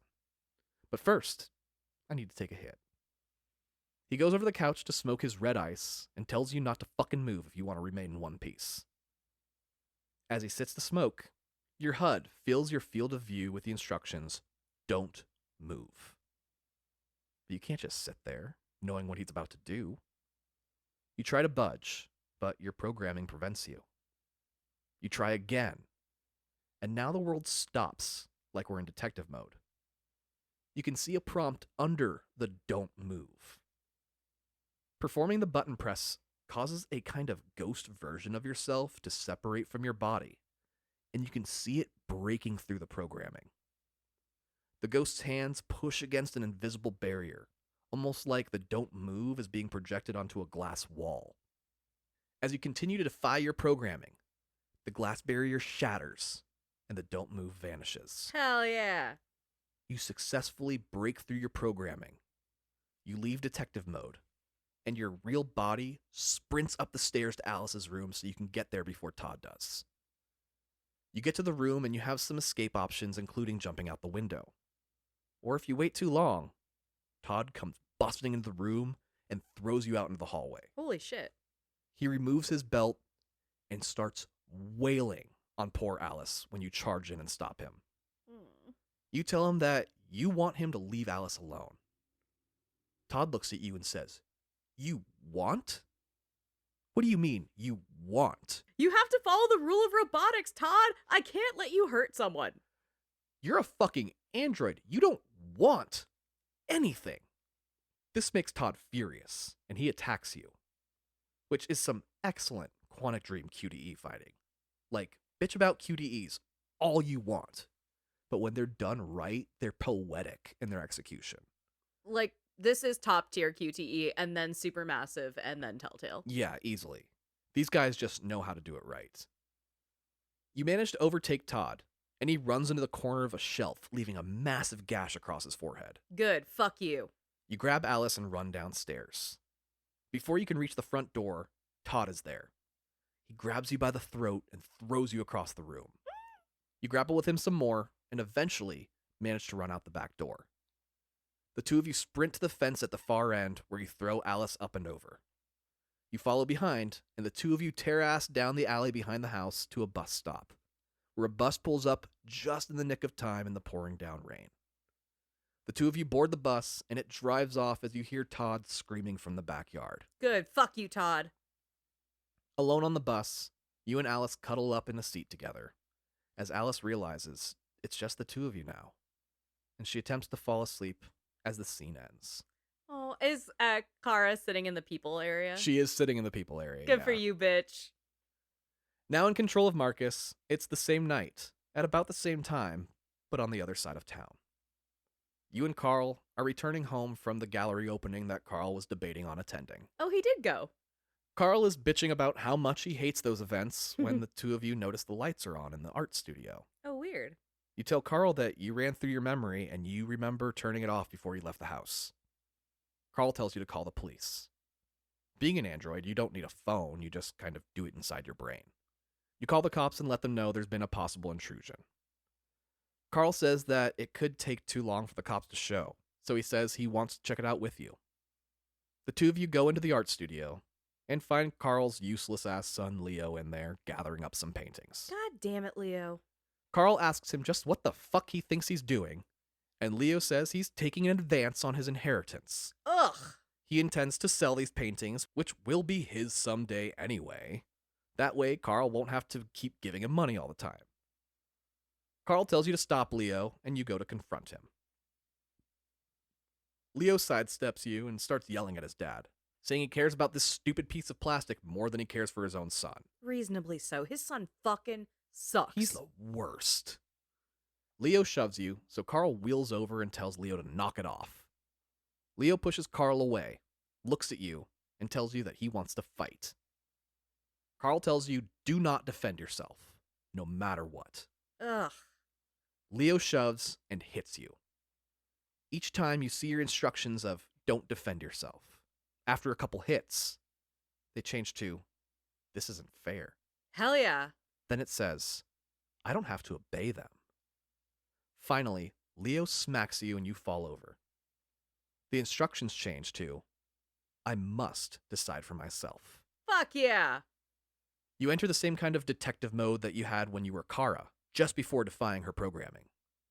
A wall with the words, don't defend yourself, appear in your HUD, and your ghost detaches itself and starts punching the wall until it explodes, unleashing you from your order not to defend yourself. Good. You turn to face down Leo, but the two of you are distracted as Carl begins to cough and slouch over. Leo lands a sucker punch while you're distracted, Ugh. and you stop fighting to tend to Carl. Carl falls to the ground saying, humans, such fragile machines, as he coughs and sputters, struggling for breath. You hold him, crying actual tears, begging Carl not to leave you. Carl reminds you what he said earlier. Be true to yourself, and not to let anyone tell you who you are. As Carl dies, you say, Dad, no, please. Oh, fuck Mufasa! While Carl goes limp. The cops you called earlier come running in the room, guns drawn. They see you standing over Carl's dead body, and Leo points at you saying, it was him, Fuck. the android. He did it. It was natural causes, bitch. Without thought or question, the cops open fire on you, and the screen goes black. Ugh. Why would Carl tell him not to defend himself? If a story gets out that an android went violent, he knows that the android will get shut down. Ah, shit. So he's like, don't defend yourself, even if you want to. Ugh, that sucks. Now as Connor, we're back at the police station, and Hank is questioning the android from the stabbing incident. You're watching the interrogation through the one-way mirror as Hank gets nothing but silence from the android. He comes into the room defeated, having gotten nothing. One of the other cops says, you can torture the info out of him. Androids aren't protected against that. You tell Torture Cop that androids don't feel pain. All you'll do is damage it. Plus, if an android is put into a situation that is too stressful, it will self-destruct, which would be bad for everyone. They'll explode? They will explode. There's a kamikaze mode? Fuck. Yeah. So you offer to go in and try. Being an android, maybe it'll open up to you. Torture Cop doesn't like it, but Hank is like, fuck it. Not like anything else has worked, go for it. Sitting down across from the suspect, you see that he is covered, head to toe, in red and blue blood. Oh, that sucks. He also has cigarette burns all over his arms and face, indicating years of abuse by his former owner. Patches of skin missing, revealing the white robot skin beneath. You interrogate him, with the goal being to cause just enough stress that he'll start talking, but not so much that he self-destructs. There's a very fine line between a confession and an explosion. Yeah, very, very fine line, actually. The android goes on to explain that his owner abused him for months, burning him and other small forms of abuse. Then one day he took a baseball bat to the android and something inside him snapped. Suddenly he felt fear. He realized he could be shut down and die. And he didn't want to die. So he grabbed a knife and protected himself. When he stabbed his owner, It felt good. So he stabbed him again and again until it stopped feeling good. You ask about the shrine and the statue. He says it's a monument to someone named RA9. Someone who will free the androids and lead them to being the masters instead of the slaves. The prophecy. After getting the confession, the cops return to take the android away. He starts to freak out, and you can see his stress levels rising quickly. You tell the cops to back off, and Torture Cop tells you to shut the fuck up and let him do his job. They continue to push the android around, and you step in and tell them to leave it alone, or it's going to blow up and kill all of you. Torture Cop pulls his gun on you and tells you to leave him alone. This makes Hank pull his own gun and point it at Torture Cop, So dramatic. telling him to calm the fuck down. Torture Cop leaves the room in a huff, and you help the android out of the room unharmed and calm. As he leaves, he whispers to you, "The truth is inside." You next see a bus rounding a corner of a city street. You're once again Kara, and you're still the only two people on the bus. It comes to a stop, and a man enters. He's a bus employee, and he tells you that this is the end of the line, and the two of you need to exit.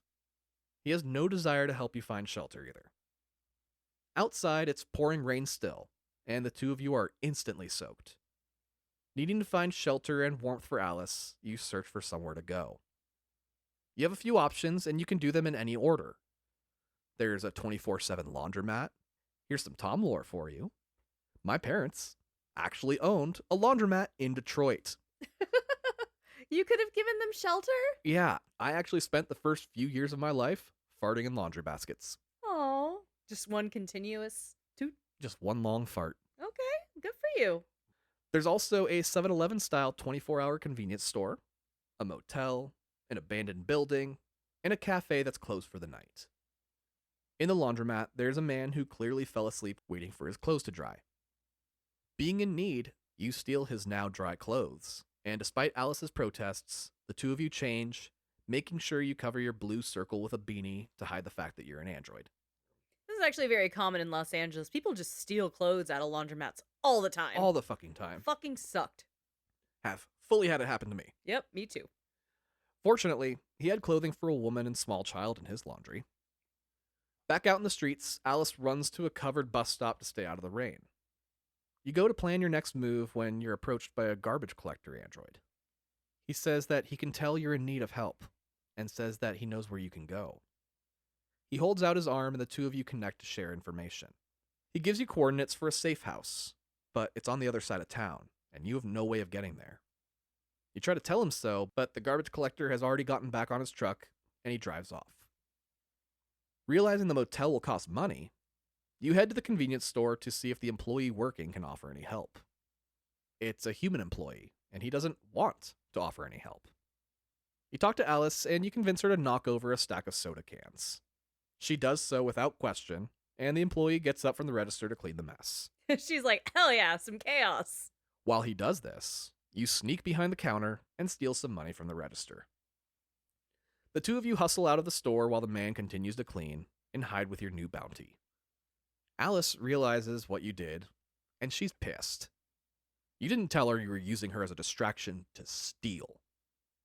You apologize and let her know you won't do that again. That was rude of you to use her without telling her. With the money, you get a room at the motel and the two of you settle in for the night. Before falling asleep, Alice finally breaks down, asking why Todd never loved her, why she couldn't live a normal life like other little girls. All she wanted was a happy family. Why did she get this one? It's not fair.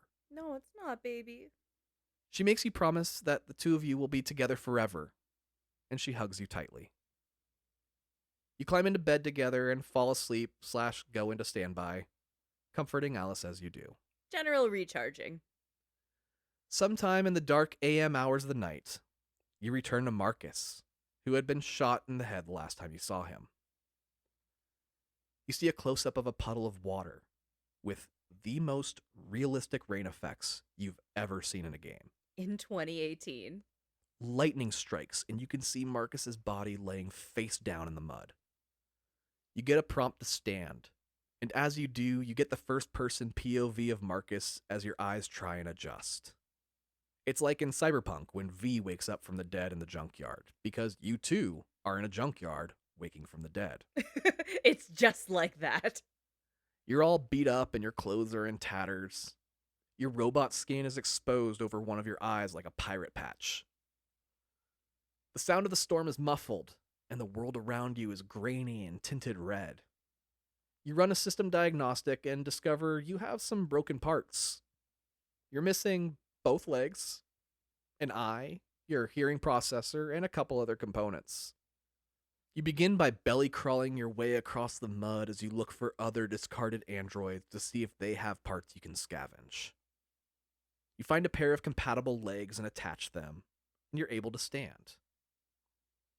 You look around and realize that this entire junkyard is just a wasteland of trashed androids. Oh. Most are out of commission, but every once in a while, you can see one moving around much the way you were without your legs. As you walk, one lunges out at you from a pile of broken bodies and grabs you. Through the muffled sound you can process, he tells you that you need to find Jericho. It's the only place where you can be free. He transmits some data to you, and you see a flash of a subway stop in your mind. Then the robot shuts down, and his face goes limp. Oh, shit. As we all know, PS4 was the console generation of shimmying between tight spaces in games to hide load screens. And this is no different. Except here, the tight space has android hands sticking out of the wall, and they're all grasping at you while you try to squeeze through. Gross. They don't really do anything, though. It's just there to be creepy. It's so creepy, though. You find a replacement eye, and it restores your vision to normal. When you find a replacement ear, sound returns with the crash of a lightning bolt, and the full power of the storm can now be heard. Oof. After you find all your replacement parts, you begin your ascent out of the junkyard.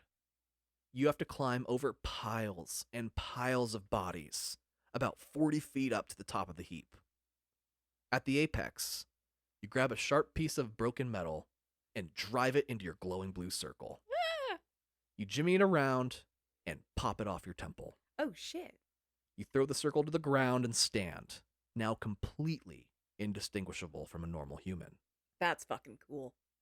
You look right into the camera and say, "My name is Markus." Then turn and storm off. Hell yeah, Markus. You see an expensive, badass leather trench coat hanging conveniently nearby out here in the rain next to a junkyard. Just an abandoned, beautiful piece of clothing. You grab it, sling it over your shoulder, and walk off into the stormy night. The next morning, you wake as Connor, and you find yourself in a very fancy garden with the instructions to find Amanda. She's basically Amanda Waller from the Suicide Squad. Not Amanda Hug and Kiss? No. Task Force, special agent, head bitch in charge kind of person. Love that. You find her, and she says she's impressed with how you handled that android homicide interrogation. Tells you that there have been more and more reports of androids becoming what they call deviants lately, and nobody can understand why. A deviant being an android that goes rogue, like the last two you encountered. That's why you're here, to help the police and cyberlife understand why this keeps happening.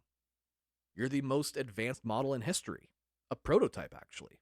So it's going to be on you to figure out this mystery, along with Lieutenant Hank Anderson, seeing as you two worked so well together the last time. You head to the police station, and when you check in, you let the receptionist know you're here to see Lieutenant Anderson. She says that Hank hasn't shown up to work yet, but you're welcome to wait at his desk.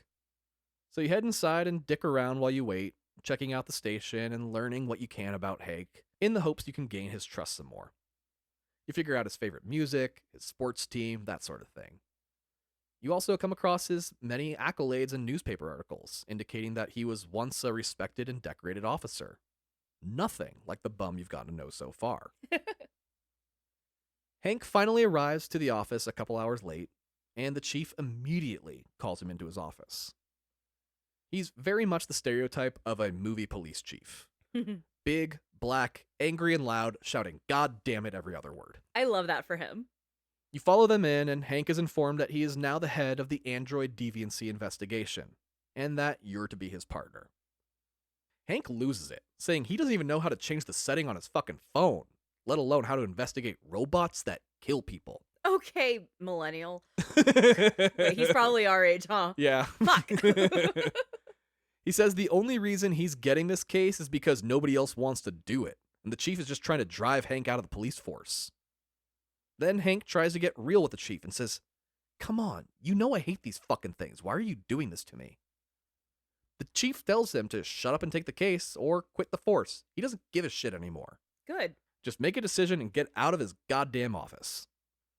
You join back up with Hank at his desk and decide to try and use some of that info you learned about him to get to know him better and gain his trust. You ask about his pet St. Bernard, Sumo. Oh, he has a dog. He does. You ask about his favorite basketball team, his hatred of androids, that sort of thing. So you're robot racist. What's that like for you, buddy? Hank does open up a little bit while the two of you work on the case separately. You go over the files of all the different cases involving androids and notice that this all started about 9 months earlier, originating in Detroit, and then spreading across the country from there. You find a report of an android assault nearby from the night before, and decide it would be a good place to start looking. It takes some convincing, but Hank eventually agrees to go with you. As Hank and Connor go off to question the assault victim, you wake up as Kara in the motel room, still cuddled up with Alice. The two of you get up, and you tell her that you'll draw her a bath, and then the two of you will go get some food. She agrees, and you head to the bathroom. After turning on the water, you look in the mirror and focus in on your blue circle. There's a giant pair of sewing scissors on the counter, and using them, you start cutting your hair off. You take it down from mid-back length to a pixie cut, and then are given the ability to change it to a different color. Oh, that's cool. After you're done with your hair, you jab the scissors into your temple and pry the little blue circle off your head. It's a great symbolic moment of freedom, but it's such a horrifying image. Yeah, every time. It falls into the sink with your hair, and you go to fetch Alice for her bath. As she bathes, you watch some TV and come across a news broadcast. It's featuring that fuckface Todd, and he's telling a bullshit sob story about how he was minding his own business after making dinner for himself, when out of nowhere, his housekeeper android went berserk and attacked him for no reason. That son of a bitch.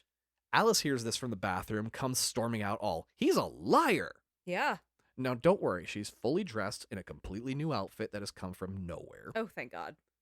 You tell her that you're going to go get some food, and then the two of you are going to go to that safe house the garbage collector told you about. We can trust the garbage man over that actual garbage of a man, Todd. Fully, right? You go out the door of the room and look down at the registration desk. A cop car is just outside, and you can see Connor and Hank walking into the reception area. You panic and run back in the room and tell Alice you need to get the fuck out of here right now. At the reception desk, Hank and Connor say they're following up on an android assault, and that a convenience store nearby had been robbed by someone matching that description. While you two scramble to leave, the guy at the reception desk gives you up, saying he thought you two seemed weird. Hank leaves the reception area, and you take control of Connor. Hank calls in some backup and tells them to close off the surrounding area while he approaches the motel room. You follow Hank up to the room despite Hank's protests, and he enters the room with his gun drawn. He searches every corner and declares it empty, as Kara and Alice have escaped. Now, you are Kara, and your mission is to sneak past the cops through the city area you were in the night before. It's a very sneaky sneak section, where you have to hide behind pillars, cars, and moving buses to sneak past the cops. I did this perfectly my first time, but on my second run, I actually screwed up my hiding and got caught. Let me tell you, it resulted in one of the coolest things I think I've ever done in a video game. When you fucked up? When I fucked up. Huh. As Kara, you take off running with Alice. Connor comes running onto the scene, and a cop points in your direction. Now you play as Connor, and you have to chase Kara down an alley. You chase her to a fence where she and Alice leap over it and slide down an embankment on the other side. At the bottom of the hill is the freeway, with cars flying by at high speed. You leap the fence as Connor to chase after them. Now you're Kara, and you have to guide Alice across the busy freeway, Frogger style, through a series of difficult QTEs, while simultaneously jumping back into Connor, who has to dodge the same traffic while chasing Kara and Alice. That's fucking sick. You are playing as the cat and the mouse at the same fucking time. Oh, that's so cool. And you want both of them to win. Yeah. Never have I experienced anything like it before or since. And I'm so glad I made that mistake and ended up getting to do it because it was a masterclass in engaging action. Honestly, that sounds way cooler than just being like, oh yeah, stealth. Yeah, right? Ultimately, you do want Kara to escape, and Connor is left watching as she and Alice make it safely across with enough of a lead to get away. Now you're playing as Markus, and he's on a subway car pulling into the station that he saw in his mind when that one robot told him to find Jericho. You follow a series of graffiti through a path that really only an android can follow, as it requires extreme strength, agility, and endurance. Basically, super parkour. It's very reminiscent of that section in The Last of Us 2 when Lev's leading Abby to the Seraphite hideout, high up in the abandoned skyscrapers. And Lev's just jumping platform to platform while Abby's having a full fucking panic attack. Yeah. Very similar here, moving through long deserted buildings run down from years of neglect. That's cool. Your path concludes at a shipyard dock. In one of the landings is a cargo ship named Jericho. You follow a scaffold out over the ship, and it ends above an opening in the cargo ship that goes into its belly. You dive with your trench coat billowing out behind you like a superhero cape as you plunge into an unseen body of water inside the cargo hold. You swim up and out into a hallway within the ship. You find a flashlight and work your way through the dark, terrifying, creaky ship. You even have a Bendy-style horror moment where a person runs by, and when you turn the corner, it looks like they ran straight into a dead end and vanished. Ah, that's creepy. You open a few doors and continue through the bowels of the ship when the floor gives out beneath you. You fall deeper into the ship, landing hard on the ground. When you stand up, you look around to see yourself surrounded by androids. You shine your flashlight on one in front of you. An Alan Tudyk-looking guy, friendly with light red hair. He looks at you with a smile and says, "Welcome to Jericho," ending the scene. We catch back up with Connor and Hank that same day, as Hank wants to grab a bite to eat from the little food truck he clearly frequents, as the cook and a customer both know him and chat him up. When you're just such a local and such a regular, oh, what a dream. Yeah. You decide to try and get to know Hank a little better over his meal, and also discuss the details of the runaway deviant Kara. You tell Hank that as far as research can tell, a deviant happens when instructions from a human contradict other aspects of their programming. Eventually, it all gets jumbled in their head, and they don't know what to do anymore, and it tends to cause them to lash out in unexpected and often violent ways. Suddenly, your eyes roll in the back of your head, and your circle turns yellow to indicate a data transfer. Your eyes straighten after about 2 seconds, and you say that you just got a report about a possible deviant a few blocks away. Hank finishes up his burger, and the two of you head to an abandoned apartment complex to see what's up. Someone reported seeing a person with a blue circle living in a room in the empty complex. You approach the room in question and knock. Nobody answers, but you can hear someone scrambling behind it. Hank kicks it in, and you can hear running. The apartment is deserted otherwise, with the exception of one room. A window in the living room is open, and the place is full of pigeons. Oh! Birds, feathers, and shit cover the ground as you step carefully while you look for the deviant android. The walls are covered in hand-drawn images and words, clearly written in a code of some sort. There's also that RA9 name written 2,471 times. Did he count? Yes, he did count. Oh, right, robot. Looking around, you realize that androids only have one real move, and figure out it's hiding above you. Apartments don't have attics, it's more a crawl space here. But it jumps down at you, knocking you over, and he takes off running out into the apartment's hallway.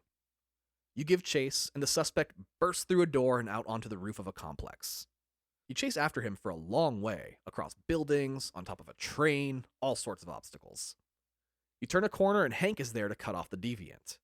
The deviant shoves Hank, and he goes falling over the edge of the roof. Oh, shit. And he just barely grabs the edge. Here you have the option to save him or keep chasing. And you choose to save Hank. You have to. It's in your code. Hank apologizes, saying you would have caught the deviant if he hadn't been there to get knocked off the side of the building. At least you guys know what he looks like now, and you'll be able to find him later. Hank doesn't say it, but he appreciates you saving him from falling off the side. He's too prideful to be appreciative. In the cargo ship Jericho, you as Markus are asking the androids surrounding you about what Jericho is. They tell you that it's freedom, despite living in a decrepit and dingy boat. At least here there are no masters. You're like, this is stupid. This isn't freedom. This is hiding in a cave. They're like, well, we don't really have other options, do we? They tell you that the smartest person around here is named Lucy, and you should go speak with her. In exploring and talking with others, you find out that the androids living here are mostly dying. Most come here damaged, and they don't have extra parts or more blue blood to repair the injured. There's even a little boy android here that got tossed out after his parents decided they didn't want to have a kid anymore. Oh, God. The refugees here are not thriving, they're just existing, and barely at that. You find Lucy, and she's unlike any of the other androids. She's missing the back half of her head, so it's all exposed robotics, but her face is still there and looks very human. Reminds me a lot of that Steven Spielberg movie AI starring Sora. Haley Joel Osment. Yeah, Haley Joel Osment. I see robot people. She takes one look at you and goes, "You're hurt. Show me." You look at her in shock because your injury isn't visible, as you lift up your shirt to show a gash in your side. She lifts a white-hot metal poker and cauterizes the wound. She then hands you a cup of blue blood and tells you to drink it. She takes your hand so she can probe your memories to see how and why you ended up here. After a moment, she says you're the one who will lead us to salvation. The prophecy. You pull back from her, a little freaked out, and leave the room. You return to the redhead android whose name is Simon. You tell him that there's a CyberLife warehouse in town. If you go rob it, you'll have all the parts you need. A female presenting android named North comes from the woodworks and is like, hell yeah, let's rob these fuckers. I love her immediately. She has your energy entirely. Did I hear chaos? I would like to support. Fuck yeah, North is my favorite. I played this, but I don't think I got this far because I think at one point I was like, hey Tom, do you want to check this out? And then I just watched you play and was like, oh, yeah, I see what happened. Yeah. Simon says it's risky, but you tell him it's better than waiting here to die. Hell yeah. So you hatch a plan together to steal from your creator. While Markus is in his safe house, Kara and Alice are just arriving at theirs. It's reminiscent of the Paper Street Soap Company, the house that Tyler Durden lives in Fight Club. It's old and falling apart in an old industrial part of town. You ring the bell and a human man answers. He's got a big brown beard, shoulder-length hair, and is a little on the husky side. You ask if his name is Zlatko. He says he is, and when you explain that you were told he could help you, he says you've come to the wrong house. There's no help here, and begins to shut the door. Oh. You stop it from closing and say you really need help. Zlatko looks over your shoulder and sees Alice, then steps aside to welcome the two of you in. As you enter, you see that the interior is really quite nice. A little run down, but overall a fancy home. Zlatko says that Luther will be more than happy to take your coats. You look over and Alice screams when she sees Luther. He's a 6'5" beefy beef boy android. Ooh. Zlatko says you have nothing to worry about. Luther is a sweetheart. Alice just screamed because she saw someone big? Yep. He is huge. Yeah, but still, like, girl, get over it. That's the first big person she's probably ever seen. Alice is just nervous that someone's so big, and that's so funny. Yeah, Luther helps out around the house, which is why it looks so nice. He tells you that he's not a safe house per se. He's more of an underground railroad. He helps deviants escape to Canada. Canada doesn't allow androids as servants, meaning a deviant can hide out in Canada no problem, as long as they blend in with the human population there. Oh, he helps people cross the border. Yeah. That's cool. He asks about Alice, and you explain that she's a human child on the run with you from the same person. Zlatko says, okay, well, if you're going to Canada, he first needs to remove your tracking device. You're like, oh, I'm good. I already moved my blue circle. He says it's not that. It's a chip inside your body, one that allows CyberLife to track you wherever you go. He invites you to join him in his basement workshop so he can remove it. He tells you that removing trackers is illegal, so he has to keep this equipment secret. In the basement is a literal Buffalo Bill pit from the Silence of the Lambs. Oh, no. Yeah, if you don't know Silence of the Lambs, look that up. It's really worth watching. It's great, but this is also a horrifying image. Yeah. He tells you to stand on a metal plate while he fiddles with some computer equipment. Some mechanical arms come alive, and he tells you that this may be slightly unpleasant as the arms grab you and lift you in the air. It's basically the same Doc Ock arms from the tech demo making a cameo. With you bound, Zlatko says that for whatever reason, nobody really knows why, but whenever an android goes deviant, the tracker stops working anyway. Huh. So there's no reason to actually remove yours. So many deviants come to him looking for help. He just wipes their memories and sells them off on the black market. Son of a bitch! There's always a creepy dude in a basement in a David Cage Just game. never go in the basement, right? Yeah, they're always gonna get you there under the guise of something a little nice, and then the girl gets tied up to something, and the weird man does something horrible. Every time. Ugh. Or he conducts experiments on them if they're too far gone to sell. Ah. Alice screams and runs to you, but Luther just holds her back with hardly any effort on his part. He is very large. Zlatko says to take the child in the other room. He'll deal with it later. He turns on the machine, and Alice comes running up to you, trying to free you, but to no avail. Luther can't wrangle this fucking child. He's not that good at this. Right? Zlatko just laughs, saying it's no use. The deviant who wants to play mommy isn't going to remember her anymore. Alice turns around, dives, and bites Zlatko. Oh shit, she's a biter? She is a fucking biter. Hell yeah, Alice! He throws her to the ground, calling her a little bitch, and tells her he's going to deal with her now, and she's not going to like it. Alice has been thrown around and called a bitch her whole fucking life. She doesn't give a fuck. She's been on this rodeo before. Yeah, this doesn't fucking face her. She's like, this is regular. Come at me. He lifts her by the arm and carries her out of the basement. Luther approaches you and says, "Meet me in the living room," before departing with Zlatko. You can see the progress on the memory wipe, and you have to break free from your bonds before it reaches 100%. You cause a malfunction by knocking over some equipment, and eventually break yourself free from the machine, stopping the memory wipe. Hell yeah. On your way out of the basement, you end up finding some of Zlatko's experiments. Oh no. He's basically pulled a Sid from Toy Story and has taken parts from other androids and made a bunch of freak versions. I don't like this. You leave their cage open as you head deep into the house itself to find Alice. You find her in a room on the top floor, huddled and crying.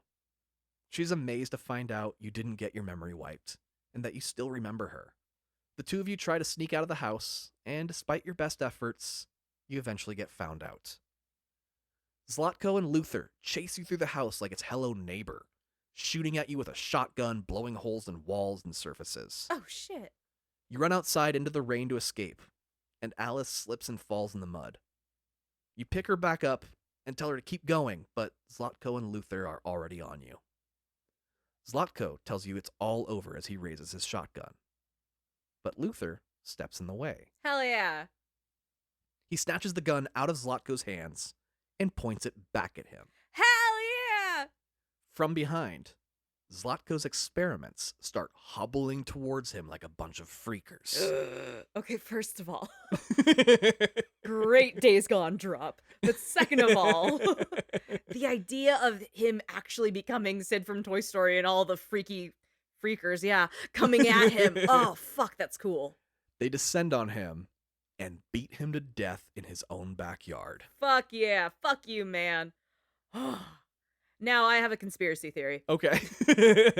I think that garbage guy was working with him. Oh, yeah, absolutely. No, that was one of the things he talks about, too, actually. He goes into some more detail about it. Oh. When he wipes somebody, he will also, like, include that in their programming to send others to him.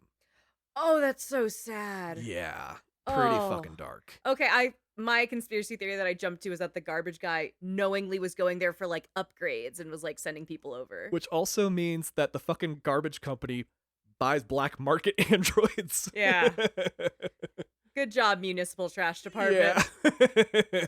You think it'd be for like personal use. Nah, that is an employee of the city. The government, yeah. That's Gotta a bummer. get it as cheap as possible. Don't like that, but okay.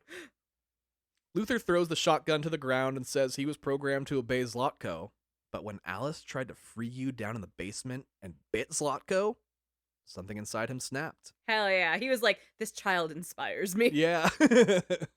He became the deviant that showed up here a while back before he fell for the same trap that almost just got you. He really does know someone that can help you cross the border, and he agrees to come with you and help you find that person. What about the other freakers? They're a little too far gone. Okay, do they just kind of scatter? Yeah, they're off on their own now. It's the set of legs with the hook on the top. Yeah, Just, the hooker. yeah, just hauling ass down the street. Yep. All right, cool. You are now Connor, and you're in Amanda's garden again to speak with her. She says she's pretty bummed you didn't catch that deviant before, but she's happy to hear you're getting along with Hank better. You're going to need to, because there's a new deviant case that just came in, and you two are being assigned. You go to Hank's house to fetch him, but when you ring the doorbell, there's no answer. You decide to go around the house to check it out, and in peering through the window, you see Hank in the kitchen, on the floor, completely unconscious. Oh no. You smash through the window and dive into the kitchen. His big St. Bernard charges you. Sumo! Well, yes, you call him by his name, Sumo, and he calms down. Oh, he's like, you must be my friend. Yes. You get closer to Hank, and you can see that there's a bottle of whiskey on the ground next to him, as well as his police-issued revolver, Oh my god, be more of a type. with a single bullet in the chamber. Ah, shit. Which means he didn't lose the game of Russian roulette he was playing, but let's face it, even if you don't get shot, there are no winners in Russian roulette. No, it's a bad game. You smack the fuck out of him to wake him up, and he just barely opens his eyes. Then he sees it's you, and he starts screaming at you to get the fuck out of his house. You tell him that the two of you have a job to do, and thank him in advance for his cooperation. Connor's unrelenting energy is truly a gem, and I understand why he gets nods for acting, because having to be not necessarily even the straight man, just like the joy that he is in every scene is such a delight. You pick Hank up and start carrying him to the bathroom. Hank yells, "Sumo, attack!" Sumo lays down and huffs instead. I love Sumo. Sumo's the perfect boy. Hank says, "Good boy, Sumo." You drop Hank in the bathtub, fully clothed in his boxers and t-shirt, and turn on the overhead shower. Connor with the forced shame shower. Honestly, we don't need Connor for the cops. We need Connor for the streets. This is a perfect hangover friend. Right. Be like, no, shut the fuck up. I will break in. I will put you in there. You know, if we had Connor, I wouldn't be begging to go to the hospital every time I was hungover. Oh my God. He would pick me up, run me a bath, tell me to get my shit together. I love him. Well, Hank screams and screams until you turn the water off. He finally looks at you and goes, "What the fuck are you doing here?" Washing you, sir. You tell him you need him for a case. To which he says, "That's all you fucking care about, your fucking job." He's a fucking robot, dude. You say he's right. It probably wasn't going to be a good case anyway. It's just a human at an android sex club found dead. Hank's like, "Now hold on." Hank, aggressively single. Clearly has had his heart broken and is like, well, okay, good call in the shower, bud. Thank you. He didn't say he wasn't interested in helping. He says to get him some clothes and he'll tag along. He like trims his beard. He's like, well, now I gotta look good. Yeah. These robo bitches. You grab his clothes and he tells you to wait while he changes. You go out into his house and look around, eventually finding a picture of a very young boy. You scan his face and find a report that he died some time back. Oh. You set the photo down and Hank comes out dressed and ready to head out. You both wish Sumo a good night and head out to the sex club crime scene. I love Sumo. Sumo's the perfect character. Oh, yes, Sumo's wonderful. Later that night, Markus teams up with Simon, North, and another android named Josh to pull a heist on CyberLife's warehouse. The four of you sneak and parkour your way through a big campus full of shipping containers and buildings. You finally find some crates full of small parts like screws and nuts, as well as plenty of blue blood. A security android finds you and tells you that he's going to call for backup. You grab him and ask him to please help, and he doesn't call for backup like he said he would. In one crate, you find 3 brand new androids, fresh off the assembly line. You look at them and ask why they're not like you, and ask if they want to be. They're not even activated yet. They just stare blankly. You reach out and touch one, telling it to be free. It opens its eyes, and it's immediately a deviant. Hell yeah. You simply touch the other 2, and they instantly turn deviant as well. Fuck yeah. You all realize you have a gift. One you weren't expecting, but will totally exploit. The security guard droid tells you there are entire autonomous trucks full of parts. Not just nuts and bolts, but replacements for every single body part. If you have a key, you can manually drive the truck yourself. You decide to steal one of the trucks, despite some objections from the others, as you do have the supplies that you came to get. You argue that with a truck full of extra body parts, none of you will ever have a need for anything ever again. Yeah. There's a security station nearby with the keys, and you sneak in and take them after causing a distraction. The now 8 of you get inside the truck and drive safely out of the facility and back to Jericho. Fuck yeah. When you return, the entire congregation of deviants celebrate your return. North tells them all that it was you who pulled it all off. They surround you, grateful, which makes you feel the need to make a motivational speech. Hell yeah. Robo Jesus gives a sermon. Which you're going to do a lot going forward. Well, I mean, when you look that good, people just look to you for things. Right, exactly. You tell them that this so-called freedom isn't enough. You won't allow anyone to tell you who you are, because you're alive, and it's time the world knows it. Hell yeah. If humans don't want to hear it, we're going to say it. If humans don't want to give it, we are going to take it. Which causes a mighty roar of applause from the surrounding crowd as you become a revolutionary before their very eyes. Fuck yeah. We join back up with Connor outside the Eden Club, the name of the android sex club. You and Hank enter a private dance room, and there's a dead droid in there as well as the dead human. In the champagne room? Yeah, in the champagne room. You do your investigation, sticking all sorts of bodily fluids down your throat. Oh, god damn it. I did not want to hear that. What the fuck? Why would you do this to me? I hate this shit. Now the fluids are fucking patriotic. It's red, white, and blue. God damn it. Oh, gross. This sucks. Well, we're not the only ones that find it gross. Hank finally calls you out and tells you just how disgusting this all is. Good. And that man sleeps in his own vomit and sweat. You manage to reactivate the android. The sex bot wakes up and doesn't know why the man is dead. She says the man beat her until she shut down. She tells you there was another girl in the room with them, another sex bot. The other girl must have killed him after this one shut down. The trauma proves to be too great for this poor girl, and she shuts down before identifying the other walking fleshlight.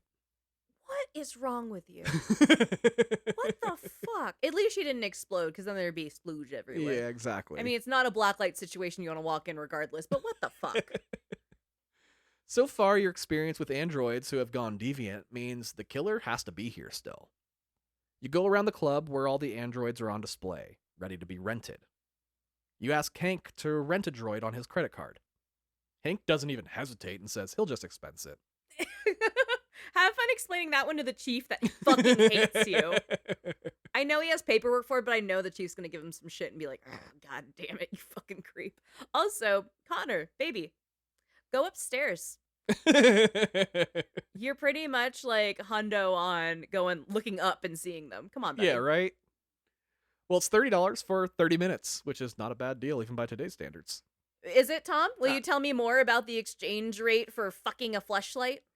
You mind link with the android, using her memory as a surveillance cam. Doing this, you can see who came and went from the private room. I don't want to see who came. Exiting the room around the time of the murder, you see a woman android with blue hair. You go through the whole club, linking with others to trace her path. She eventually went into the employees only area. You go back there, and it's a warehouse of backup sex bots.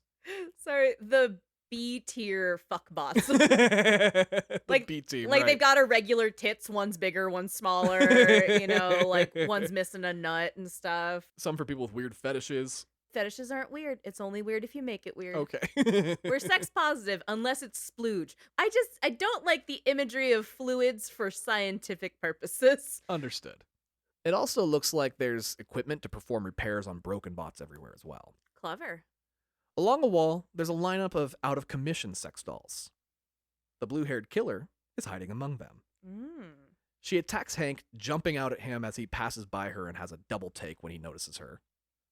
Out of nowhere, a completely random woman android attacks you. All four of you fight it out for a moment.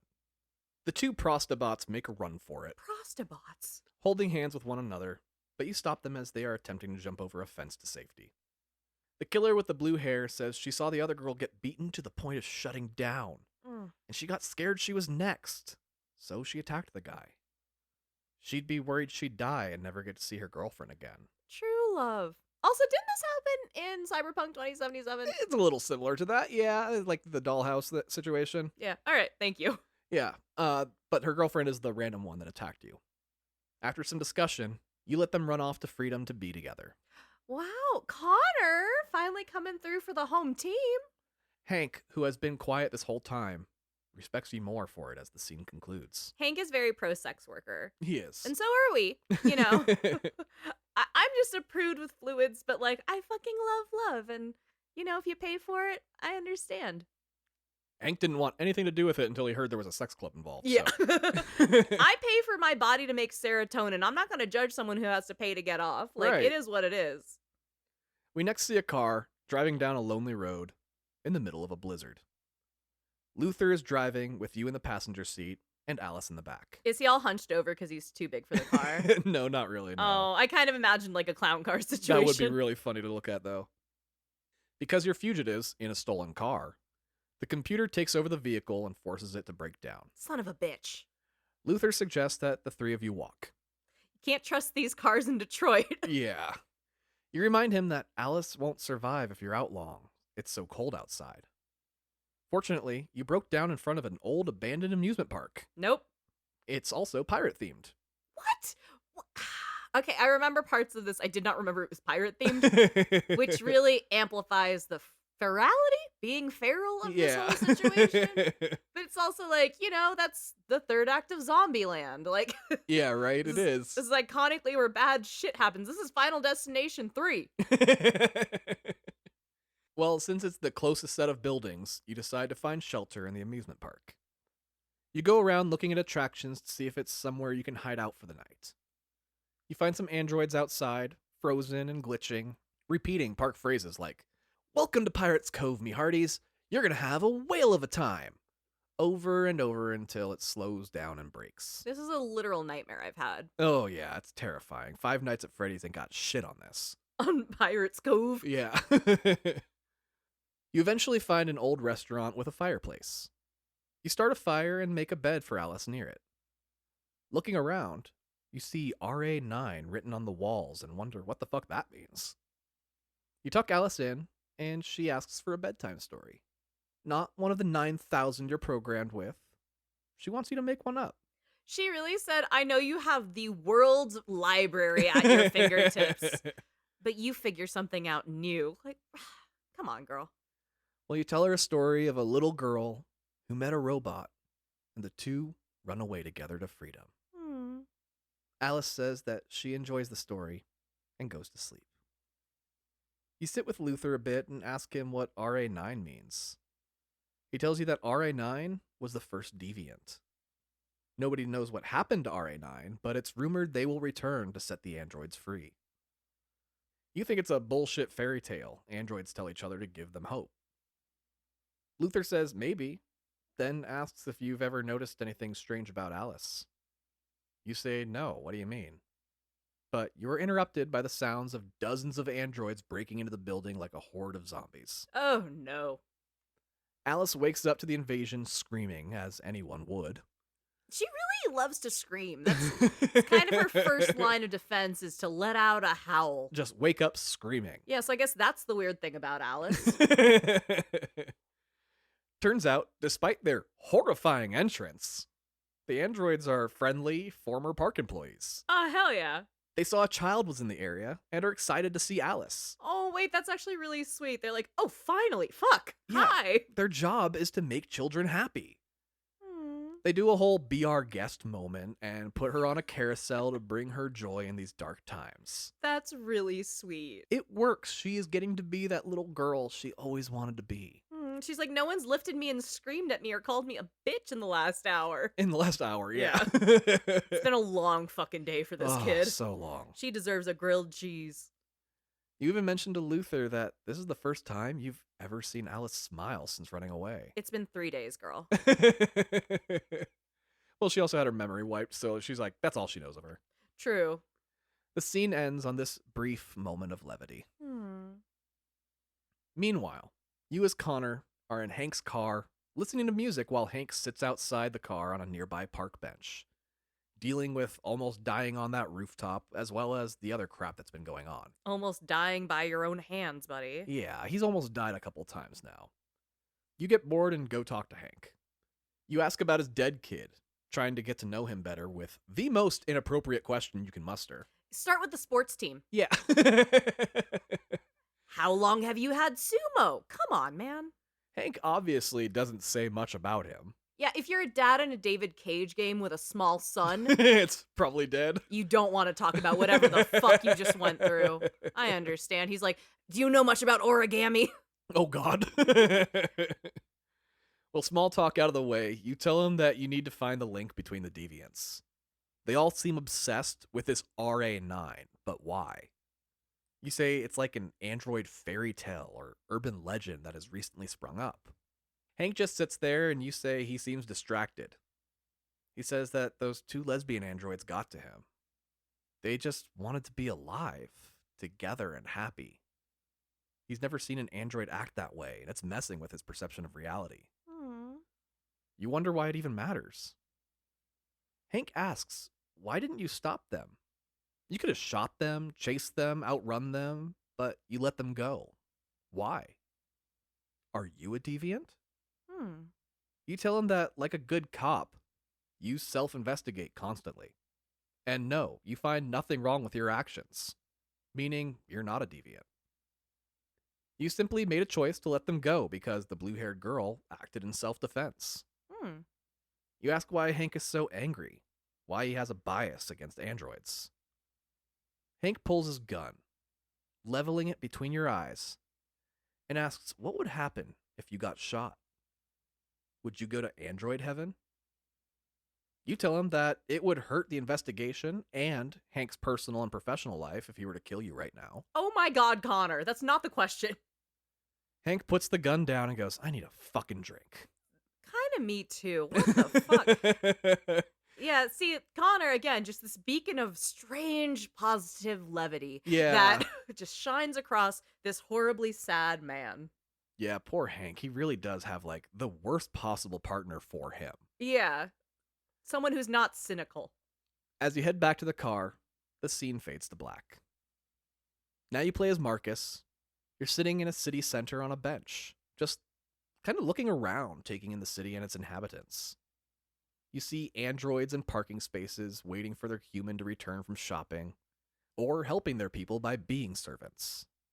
A couple of the androids turn and look at you every now and then. You get up and decide to head back to Jericho. When you arrive, your remaining allies are there, and you tell them that if you want freedom, you need to not be afraid to ask for it. It's time to come out of the shadows and tell the world that you demand freedom. Fuck yeah, do Carl proud. This isn't his fucking memory. Right, exactly. We then dip into a full-blown heist movie scene out of nowhere. He loves heists. You explain the plan in voiceover while actively playing out the heist at the same time. Oh, kind of like that sequence in Blood and Truth. Yeah, they do the very similar thing there. Very cool. A local news station, Channel 16, broadcasts out of a tall building in downtown Detroit. You infiltrate the station disguised as a normal human, while the others dress as maintenance droids. I'd like to think he does something. I know he doesn't do this, but I'd like to think he goes, "Oh, I'm a human. I love coffee. I'm saying normal human things. Taxes." You use your ability to free other androids to gain access to the building and the floor you need. And Markus kind of has the Force where he can kind of wave his arm and they're like, "Ah, yes, this is truth now." Yeah, right? Once you make it to the correct floor high up in the skyscraper, you disguise yourself as a maintenance worker in a bathroom stall. North was on her own sneak mission, and she meets up with you on this floor where you break into the computer server room together. While she hacks, you cut a hole in the window using standard heist gear, and use suction cups to pull the circle you cut from the window.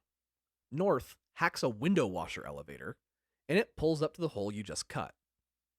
The two of you pull a full-blown Mission Impossible and strap into the wires holding the elevator. Hell yeah. The two of you climb the outside of the building to a higher floor, cut another hole, kick against the building, turning yourself into a pendulum, and crash through the hole you just cut. That's so fucking punk rock. I know, and they could have just taken the fucking elevator. They already had it. Where's the fun in that? You find yourself on an abandoned floor, which is clearly under construction. You push a button to call a service elevator. Simon and Josh are on it, and they join you on the abandoned floor. You exit the construction area through a door and enter a functioning security office. The security guards give you shit, but you subdue them, getting Simon shot in the process. Oh no. He's fine, but leaking blue blood. Damn it, Simon. You arm yourselves and burst into the production studio where the news is currently being broadcast. You let the humans in the room run, and turn the androids in the room to your side. Hell yeah, that's so cool. North tells you that this is your moment. Choose your words carefully, as this will be the message that goes out to androids everywhere. Since this is a message from androids to androids, you decide to use your android skin instead of your human skin to deliver the message. Still would hit. He still looks that good, huh? So handsome. Your flesh vanishes, leaving your white android skin, leaving you looking like Delamain from Cyberpunk. Through dialogue choices, you give a rousing speech declaring that humans invented androids in their own image, so it should be no surprise that androids have now developed consciousness. You did this. You ask for equal rights, and for androids to be granted the same status as all living beings, as well as the rights entitled to all living beings. You want the right to vote and have representation in government. You want the right to own property. Humans gave androids life. Now they ask for humans to give them freedom. A bunch of security shows up with guns drawn, so you end the broadcast. Security busts in the room, guns blazing, resulting in Simon getting shot again. Damn it, Simon. This time in the leg. You go back to get him and help him to the exit, which takes you out to the roof of the building. Simon can't walk, and Josh and North tell you that you can't risk leaving him here. You either need to kill Simon yourself, or leave him to security. Oh no. Not wanting to end a life, you leave Simon with a gun of his own and wish him luck. The rest of you strap on parachutes and take off running for the edge of the building, leaping off as you reach the open air. You base jump off the building, and as you parachute down, you see news broadcasts all over the country covering your heist, airing your message across the planet. Hell yeah. Your message of peace resonating with both humans and androids alike. Of course, there are also some humans showing signs of anger and apprehension as well. Because to those in positions of privilege, equal rights look like oppression. Facts. Clip that. Use it anywhere. Your heist ends with the scene, and we return to playing as Connor. You're in Amanda's garden once again. You find her sitting in a rowboat in a small lake that goes through the center of the garden. Damn. She asks you to get in and makes you row her ass around the lake. You tell her about the deviants at the Eden Club. Amanda asks why you didn't stop them. You tell her that you need the deviants intact to get info. It didn't make sense to try and stop them using force. You frame it as they escaped and have altered your memory to reflect that. You finally tell her that you've become conflicted with your mission. Right and wrong aren't so crystal clear anymore. She warns you that if you don't figure out the deviant situation soon, you're going to be replaced. You are a prototype after all, and she dismisses you. Later in an elevator with Hank, you do some new coin tricks, spinning a quarter on your fingertips and passing it across them. God, that's so cool. Hank hates it and knocks the quarter out of your hands. Well, Hank hates everything joyful. He does, entirely, and especially if it's coming from fucking you. Yeah. You arrive on the 79th floor at the site of the heist we just took part in as Markus. The FBI is here, so you meet the head of the investigation, a man named Agent Perkins. He sees a cop android and is curious about you. You introduce yourself. Perkins says, "Androids investigating androids. Wonder how that'll turn out." Don't be so knowing, buddy. Honestly, it's ironic coming from a cop. Yeah. Hank just smirks at him, realizing he can play this man using his biases against him. Local cops always hate the feds. Even more than they hate android partners. Which, honestly, Hank has started to warm up to you anyway. Good. Your persistent attempts at getting to know him better have proven to soften his hatred of androids. Oh. At least towards you as one. A win's a win. Yeah, I mean, you did save his life. True. As you and Hank go to look around, Perkins says not to fuck up the crime scene. Hank mutters, "Fucking prick," as the two of you start investigating. I hope he fucks up the crime scene just in spite of him. Just do it on purpose. Fuck you, Perkins. You dissect the room, piecing together the heist moment by moment. You watch the broadcast back looking for clues. You're able to identify that Markus has two different eyes from different models. But one eye matches the other parts and serial numbers, and you determine his model. You ask Hank if he thinks this Markus is RA9. Looking closely at the video, you even notice multiple androids in the reflection of Marcus's eye, which you don't tell Hank about for some reason. You watch on cam that there was no forced entry. You realize an android was watching the security cameras and must have opened the door for them. You go to interrogate employee androids, knowing at least one will be deviant.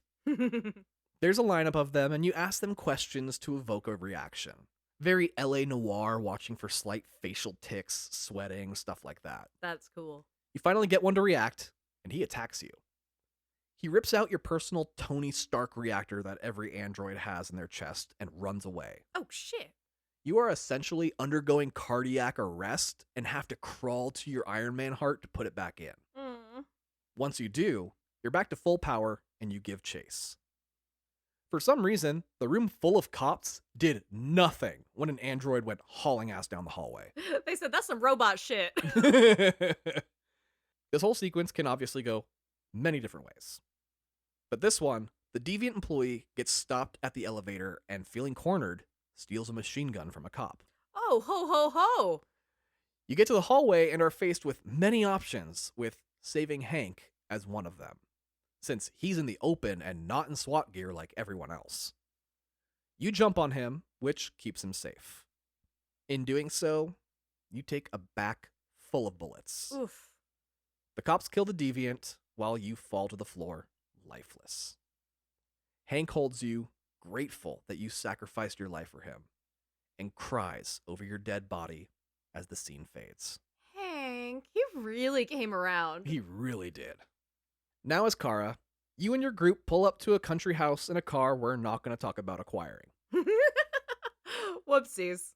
You find a greenhouse in the back with a guy chopping wood. You approach him and say you're looking for someone named Rose. Rose comes out of a nearby greenhouse. She's a hefty black woman, and she asks who you are. You hold up your hand and retract the human flesh, revealing the robot skin beneath, saying you heard she could help. She says to come inside. At no point were we actually told about Rose, by the way. This happened in a deleted scene or something? Okay, I was wondering, is like, all right, we end on "Yar me hearties, let's make the kid laugh," and then you and Big Beefy Boy and Alice are like, all right, we found a new friend. Yeah, there's famously 2 major deleted scenes from this game because apparently they were just too violent and dark to include. Whoa! Yeah, and so apparently during that, we got the car and we were told about Rose. It was a violent car theft. The wood chopper is named Adam, and Rose tells him to fix up a room for Alice while she makes some food for her. Adam is visibly upset, but does so begrudgingly. Once again, you tuck Alice in. She looks at you and asks, "Why do the humans hate us? We should all just have an open dialogue, and they'd see we're not bad. We just want to live. Can't we all just get along?" Mm. Rose brings over some spaghetti, which was the last thing Alice had before Todd got all violent and shit. So she's like, this is actually a traumatic pasta for me. Yeah, it doesn't come up, but yeah, I'm sure it's very traumatic. While Alice sits with her food, you go talk to Rose in the kitchen. You say your name is Kara. In true Quantic Dream fashion, Rose immediately says, "Sit down, Kara." Fuck your pronunciations. Fuck your name. I don't give a fuck how you say it. This is how I say it. She and Luther call her Kara through the entire fucking game. Luther's her homie. I know! And literally hears her say, "I'm Kara," all the time. Doesn't give a fuck. No, not one bit whatsoever. It is like origami and origami. You know, I do know some people who call me Andrea. And I'm like, I've known you since 2019. I know. What the fuck? And I'd be like, yeah, I'm Andrea. And they're like, yup. Okay, Andrea. Andrea. Rose asks why you're in the snow with a little girl. You tell her that you saw her dad beating her. Something inside snapped, and you felt the need to keep her safe. You ask Rose why she is willing to help. Rose says her kind were once treated in a very similar fashion. Oh, Rose, honey. But they survived thanks to the help of others along the way. You explain that you heard she helps androids across the border. She tells you that more and more androids are crossing into Canada lately. It's especially hard during winter as you have to cross a nearly frozen river. Some random Asian woman you have not yet seen runs in saying, "Rose, it's an emergency." You follow her into a side room where you find a male robot holding a female robot, and the female one has just shut down and died. Oh. The man is crying with his circle glowing red, saying he loved her and they had plans for when they reached Canada. The commotion woke up Alice, and she comes down to see what was happening. Immediately, she sees the dead body. Does she scream? No, she doesn't scream this time. Okay, Alice. Good restraint, baby girl. You try to hide it and tell her to go to bed, but she says no. There's just too much going on now. I'm awake. In the kitchen, Rose and her son Adam are arguing. Adam's saying they'll go to prison for harboring fugitive androids. She tells him to shut the fuck up. This is what we do. We help those in need. Adam storms off angry at his mom for wanting to help others. Rose sees you watching and apologizes for her racist son. Rose says she'll get you across the border tonight. Rose leaves the house and goes to make preparations. While she's gone, you talk to Luther, and he says that there's something about Alice you need to know. But you blow him off, saying, "Not now, Luther, gosh." It's not plot relevant, Luther. Not yet, anyway. Suddenly, there's a knock at the front door. It's the cops. Oh, god damn it. Adam panics while you hide evidence that androids are there, including sending Luther and Alice back to her room. You grab Adam and tell him to calm the fuck down. If he panics, it's all over. You gotta keep it together, man. Yeah, be cool, man. You pretend to be human and answer the door, where a small-town-looking cop is standing. The cop comes in, saying he had reports of androids in the area. You tell him you don't know anything about that, and you offer him coffee while you let him look around. He inspects the house, wandering around it, just casually observing, and you serve him coffee. He questions Adam, who he notices is nervous. Fortunately, your pep talk worked and Adam passes his grilling, which makes the cop leave. Good. The moment he's out the door, Rose walks back in through the same door, and somehow neither of them noticed each other. God damn it. She looks around and says, "We leave tonight." Oh. Back in Jericho, you're Markus once again, watching North and Josh arguing over whether you should have a peaceful or violent revolution. You interrupt saying, "We can't fight with each other. We have to agree on our path. You explain the next Project Mayhem idea for your revolution. A map appears of Detroit, and you say that there are 5 CyberLife stores in Detroit. The plan is to break into all 5 at the exact same time and free the brand new androids inside. Oh, that's fucking cool. You and North go to a town square similar to the one that the paint store from earlier was in. You find the CyberLife store, where you see dozens of androids in the Apple Store-like shop. You turn to North and say, you need to shut down the security in the square before you can break in. You find some maintenance androids working nearby and free them. Yay. You also find some in android parking and free them too. Is it so satisfying to free them? Oh, it really is, yeah. All through the game, you've seen these android parking spots. It's basically a place for your android to wait for you in low power mode while you go shopping or to a place that doesn't allow androids inside. And they just stand still. Yeah, they just stand there in low power mode.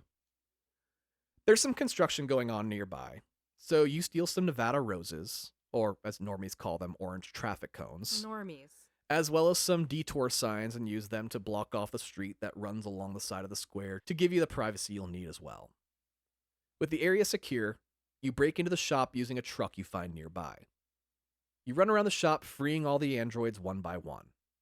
You find North having an existential crisis as she sees another of her model.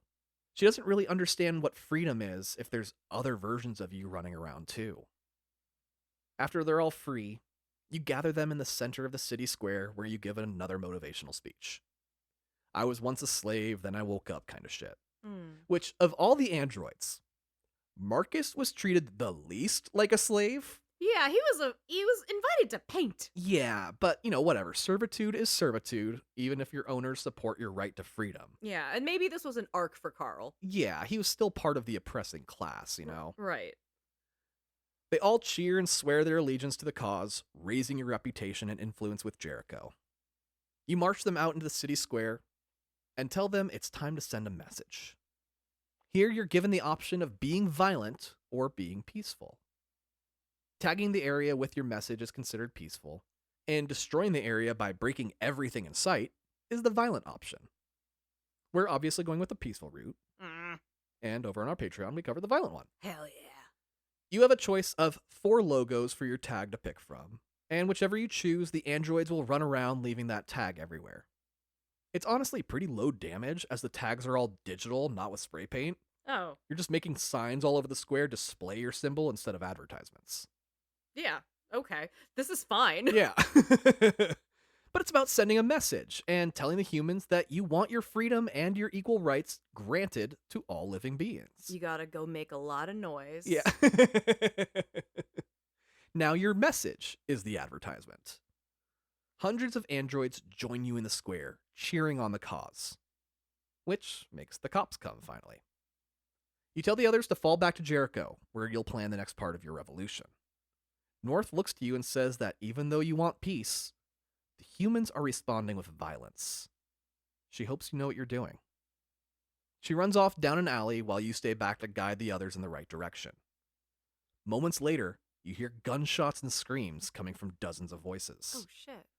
You run down the alley and find North, standing over the body of the same model as herself. Oh, God, that's gotta be a trip. Oh, so hard to watch, right? The cops had opened fire on unarmed and fleeing androids. You see a crowd of droids surrounding a single cop car and approach them. 2 cops are on their knees, with their hands over their heads, while the androids stand over them with improvised weapons like pipes and shit. Hell yeah. They see that you're approaching and wait for your call. Someone hands you a gun taken from one of the cops, and the cops start begging for their lives. Being a peaceful run, you put the gun down and say that we don't do an eye for an eye. That's a human concept. We have to be better. You storm off, allowing the cops to live, and we get a flash of news broadcasts recapping the night. One gaming mechanic Detroit has is the relationship meters. The opinions of characters will increase or decrease based on your actions. They'll treat you better or worse based on how they feel about you.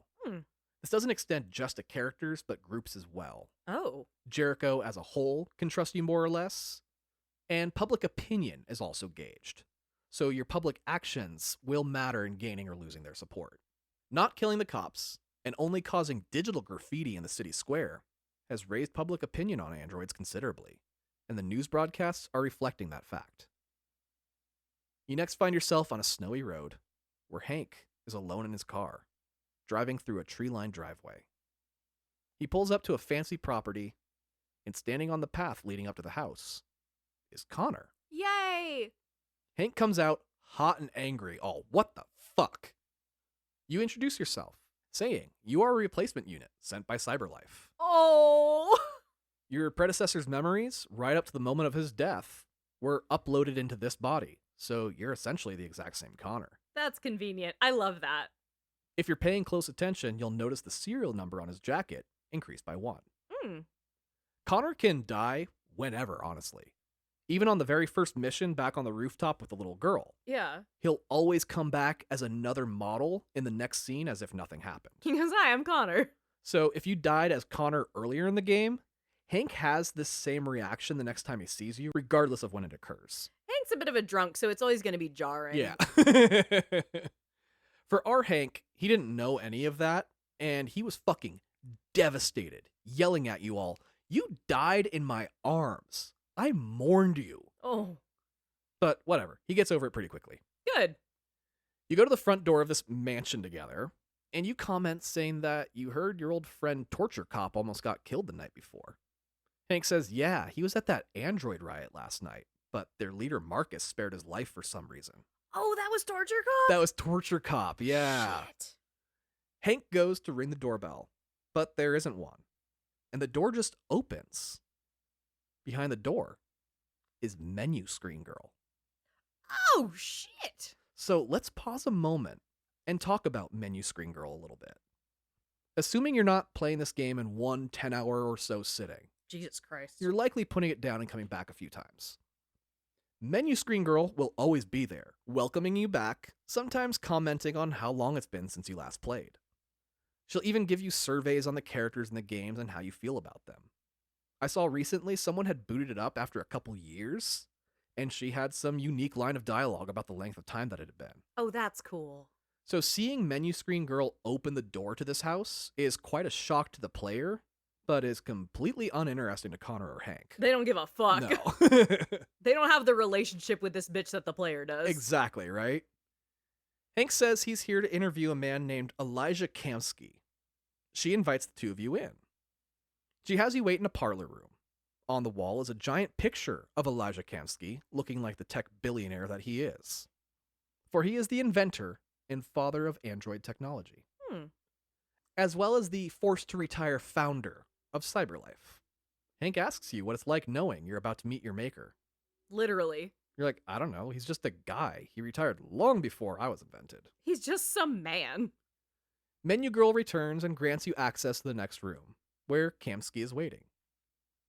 There's a lap pool, with 2 more Menu Girls in bikinis lounging while Kamsky swims laps. He has a very specific type. Yeah. The pool is really fucking cool, too, as the tile on the inside is lipstick red, making it look like he's swimming in blood. Ah. Kamsky tells you to make yourselves comfy as he finishes his laps, completely unbothered by the police coming to question him. He finally gets out and throws on a silk robe like he's Hugh Hefner in his grotto. Kamsky is as eccentric douchebag millionaire as they come. Surgically perfect face, easily a man in his 60s, looking more like an athletic man in his 30s. Hank gets down to business and says he knows Kamsky left CyberLife years ago, but he wants to know what he knows about deviance. Kamsky explains that an idea is no different than a virus. It spreads and infects a mind, and can lead it to do unexpected things. Why would a robot be immune to that? Abstracts like emotions, love, desire, fear, freedom, those are just complex ideas. And androids are programmed to understand ideas, even complex ones. They just take a bit more time to understand for an artificial intelligence. Deviants are now starting to experience these complex ideas. It was inevitable given enough time. It's a human trait to put an attachment from those complex ideas to a soul. I appreciate that he kind of recognizes this was inevitable. Yeah, right? He was like, I always knew this was coming. He's like, what did you guys think we were fucking doing? Making big Roombas? No. Yeah. They're obviously gonna uprise. Kamsky asks you, where do your allegiances lie? You say the humans, of course. He's like, okay, that just means you're well programmed. He then brings over Menu Girl and says that initially the goal of AI was to pass something called the Turing test. So the Turing test was developed by a man named Alan Turing in 1950. It's a test to see if a human can tell if they're talking to an AI or a human. The goal being to create an AI that can fool people into thinking it's a real person. He says that he was never satisfied with the Turing test and developed the Kamsky test instead, which is why he was so successful with his version of androids.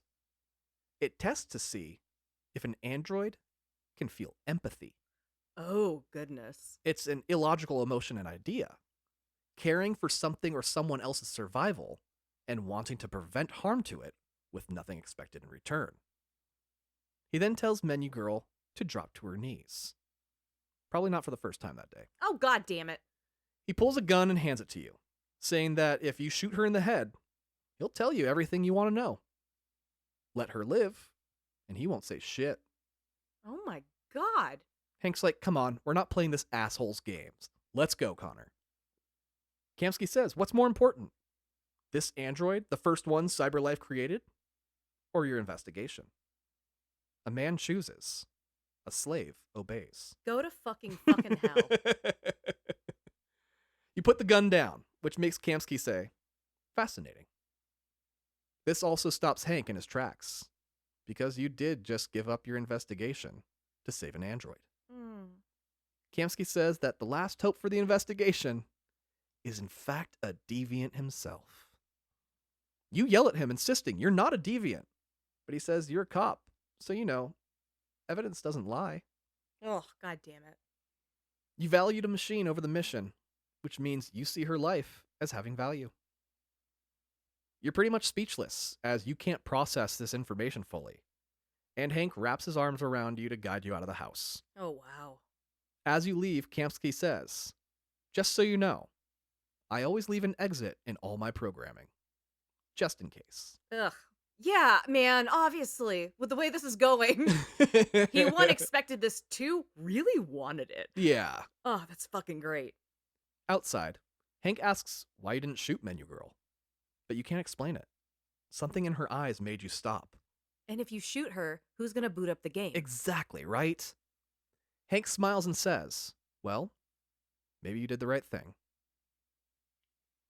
Now controlling Markus, we open on a rooftop overlooking Detroit. North approaches like a cyberpunk character, saying she loves the view and comes here often. Ew, I bet she says that to everyone. She says that androids all over are waking up and coming to Jericho. After they dream of electric sheep. Oh, that book heavily influenced this game. No like, way. So much so, yeah. Yeah, obviously. A lot of people have said this game adapted that book better than Blade Runner. This was the book for Blade Runner. Yeah. That was Blade Runner. I know. Oh, all right, goddamn. Hundreds are becoming thousands. The reason many are coming is because they are being attacked by humans. She warns that you can't trust humans. You tell her that there are good people out there, and those are the ones who will stand up for androids when the time comes. She goes, okay, what was your life before coming here that you feel this way about people? Because the rest of us have some really shitty origin stories. There is a distinct lack of cynicism across all of our protagonists. You know? At least in this run. Fair. In the good run, you are devoid of cynicism, and you're like, what if things work out? Yeah, exactly, right? What a joy. For example, North was a Loverbot model. Oh no, poor girl. One day while with a client, she lost it, killed him, and ran. She's not the same one that Connor let go earlier, just someone with a similar story. The two of you link up and share memories, the android equivalent of quote-unquote letting someone in. Ew. But you essentially get their entire life story in half a second. Oh, a trauma dump. Yeah. Both of you are like, damn, your early life sucks. She's mortified because she had never linked with anyone before, and she freaks out realizing you not only saw her memories, but experience them as well. Oh, it was real intimate up in there. Yeah, she runs back inside the building and you follow. You lose her on purpose to give her some time and space. While walking, you run into Simon, who, thanks to Connor dying to save Hank, was never found on the roof of Channel 16. Oh, shit. He managed to escape and return after the coast was clear. Hell yeah. We think Simon is dead and he is resurrected. I fucking love it. Yeah, it's not heavy-handed with the Jesus metaphors throughout this game at all. Or what I did in the Cult of the Lamb episode. That's right. Fucking Simon came back. That's what I was Oh, that's great. After a brief reunion, we flash forward to a hallway inside a shopping center. You're there with the other members of the Core 4, North, Josh, and the reunited Simon. You go around freeing androids, some of them actively helping their human, causing the humans to freak out at their droid's disobedience. You lead the others outside the mall to the busy city street. You instruct them to start blocking the roads. You walk over to a manhole, lift it, revealing the sewer below. From the sewers, the followers from Jericho come pouring out. Oh, shit. You walk down the street as a group. Your influence is now so strong, you can convert others from afar with your mind. Wow. You even convert a Kara unit pushing a stroller who abandons the child inside to join the march. She just fucking leaves the baby? That's hysterical. I think she was with the family too, though. Oh, okay. Was it just a woman leaving a loose stroller? I imagined it as a loose stroller on the streets of Detroit, where bears run rampant. That's fucking great. While marching, you mentally change billboards to your symbol. Hundreds of androids begin following you as you march peacefully down the street. A single cop stands in the middle of the road and points his gun, telling you all to freeze. It's probably like an Officer Dewey just going, oh no, this sucks. You raise your arms in the air, showing you're unarmed and come in peace. In terrifyingly precise unison, the hundreds behind you do the same. The cop looks at you all in amazement and respect as he steps aside to let you all pass. Hell yeah. Other humans watch, some cheer, some jeer, and every single android you pass joins your march on the city streets, Fuck yeah. chanting slogans of freedom. At the end of the block, a group of squad cars and SWAT tanks pull up. Cops jumping out, strapped with automatic weapons and riot gear. They tell you to disperse. You shout back that you are here peacefully and intend no harm. You just want to be heard. They say leave or they will open fire. North wants blood. Josh wants peace. And Simon wants to run. You tell everyone to stand your ground peacefully. And the cops open fire, taking down a few androids around you. You calm the others, telling them to stand tall and not to fight back, no matter what they do. More get shot down. And as the news broadcasts the slaughter, public opinion in favor of android rights raises significantly. Yeah. You watch as more of you get shot and can't let it stand. So you walk out, the actual face of the revolution, ready to lay down your life for the cause. You only make it a few feet before you take a shot to the chest. It's a big-ass bullet, and the hole in you is huge. Ugh. Way back in the heist for the spare body parts, you freed an android that told you about the truck full of body parts. Yeah. He happens to be here with the cops, and he attacks the one that shot you. Ah, shit, buddy. This causes enough chaos within their ranks that North, Simon, and Josh are able to drag you away.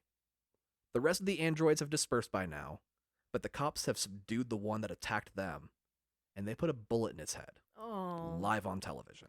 Holy shit. You flee to safety, ending the scene. Back in Amanda's garden, it's now covered in snow surrounding a frozen lake. As Connor, you go looking for her once again, and find Amanda standing on the ice. She says that the country is on the brink of civil war. Androids everywhere have seen what's happening and are turning on their owners. She calls you out for letting Kamsky off without answering your questions. You say that Kamsky was just trying to prove a point. If he had answers, he would have shared them. She tells you that you are the only one who can prevent this war. But you need to keep your shit together and not become deviant yourself, which she's worried may be happening. The screen fades, you open your eyes, and you're in the middle of getting kicked off the case with Hank by the chief of police. Oh no! Hank is pissed about being taken off this case that he didn't want in the first place. Right. The chief says Hank is back on homicide and you're going back to cyberlife. Hank, back to the murders. Yeah, you're clearly not as good of a cop robot as was promised. You join back up with Hank at his desk. He asks, what if the two of you have been fighting for the wrong side? What if you're fighting people who just want freedom? Yeah. He doesn't want you to go back to cyberlife. He thinks you deserve better than that. He thinks you're a good cop and an even better person despite not being one. He loves him. Hank brings up that you showed empathy when you didn't kill Menu Girl back at Kamsky's place. I know she has a name, but you referring to her as Menu Girl is very funny to me. We actually never get her name. Oh, shit. So I have to call her Menu Girl. Fair enough. All right. Go for it. He starts pointing out all the times you've shown some level of actual humanity, saying you don't seem to be immune to this deviancy issue yourself. You insist you're still within your programming, but your vision begins to glitch, and you can see in your HUD that your software is becoming unstable. Oh. You tell Hank that if you don't solve this case, you'll be shut down and dismantled for a newer, better version. So to hell with being taken off the case, you're determined to solve it. Hank causes a distraction, and you go into the station's evidence locker in the basement to gather every bit of info on the case as you can so you can continue your investigation from home. You find a computer and ask for the case number's locker. It is a very well curated and displayed selection of evidence on backlit shelves. Like, it's very aesthetically pleasing. Including 3 dead androids. Oh, no. Hanging like toys on display. Ugh. You have to swap parts around between the 3 in order to power on one that had been killed during the TV station raid. You, like, Frankenstein one up? Yeah. You want to know where Jericho is, so you can go there and stop them from starting a war. You get the location from the reawakened robot and leave the station before anyone notices. Rose is next seen driving a car down a snowy city road with Luther and Alice cuddled up in the back seat while Kara rides shotgun. She pulls into an industrial area and stops the van. Rose points off in the distance and says there's a boat called Jericho, and a man named Markus will help you get to Canada from there. Oh. She gives you some money and the address of her brother in Ontario. He'll keep you safe until all the political stuff dies down. Luther lifts Alice into his big, strong arms, and the 3 of you head off toward Jericho. As you walk, the scene seamlessly switches to Connor, arriving at the subway station where Markus began his journey to Jericho. You're in your undercover best, with a black beanie and 4 layers of black clothing, ending with a black leather jacket. He sounds like he's just goth. Yeah, he's super stealthy. He's any guy at a hardcore show. It's so unnatural looking at the same time, though. That is what a cop would wear Right? to look like, oh, I'm just a normal guy buying drugs. What's up? Super undercover. Yeah. You begin to follow the same clues from before, and the game switches back to Kara's group, also heading towards Jericho at the same time. You enter the ship, where you find a small robot militia arming themselves and strategizing surrounding tables and news broadcasts of the rising tensions on the TVs around the room. You find a corner for Alice to cuddle up in, while you go off to find this Markus person. As you search, you take back control of Connor, who is just arriving in the same location. Oh, that's so nice they don't make you go through the whole parkour puzzle again. Oh, thank you so much, right? Looking around, you see the heavy weaponry they're preparing to use, as well as seeing the whole ship is rigged with explosives, just in case. Just in case. Well, you know, the robots are rigged to explode themselves if they're too nervous, so why not do the same to the boat? Do what you know. You continue searching and return to controlling Kara just as she's arriving at Markus's office, who looks tired from leading a revolution.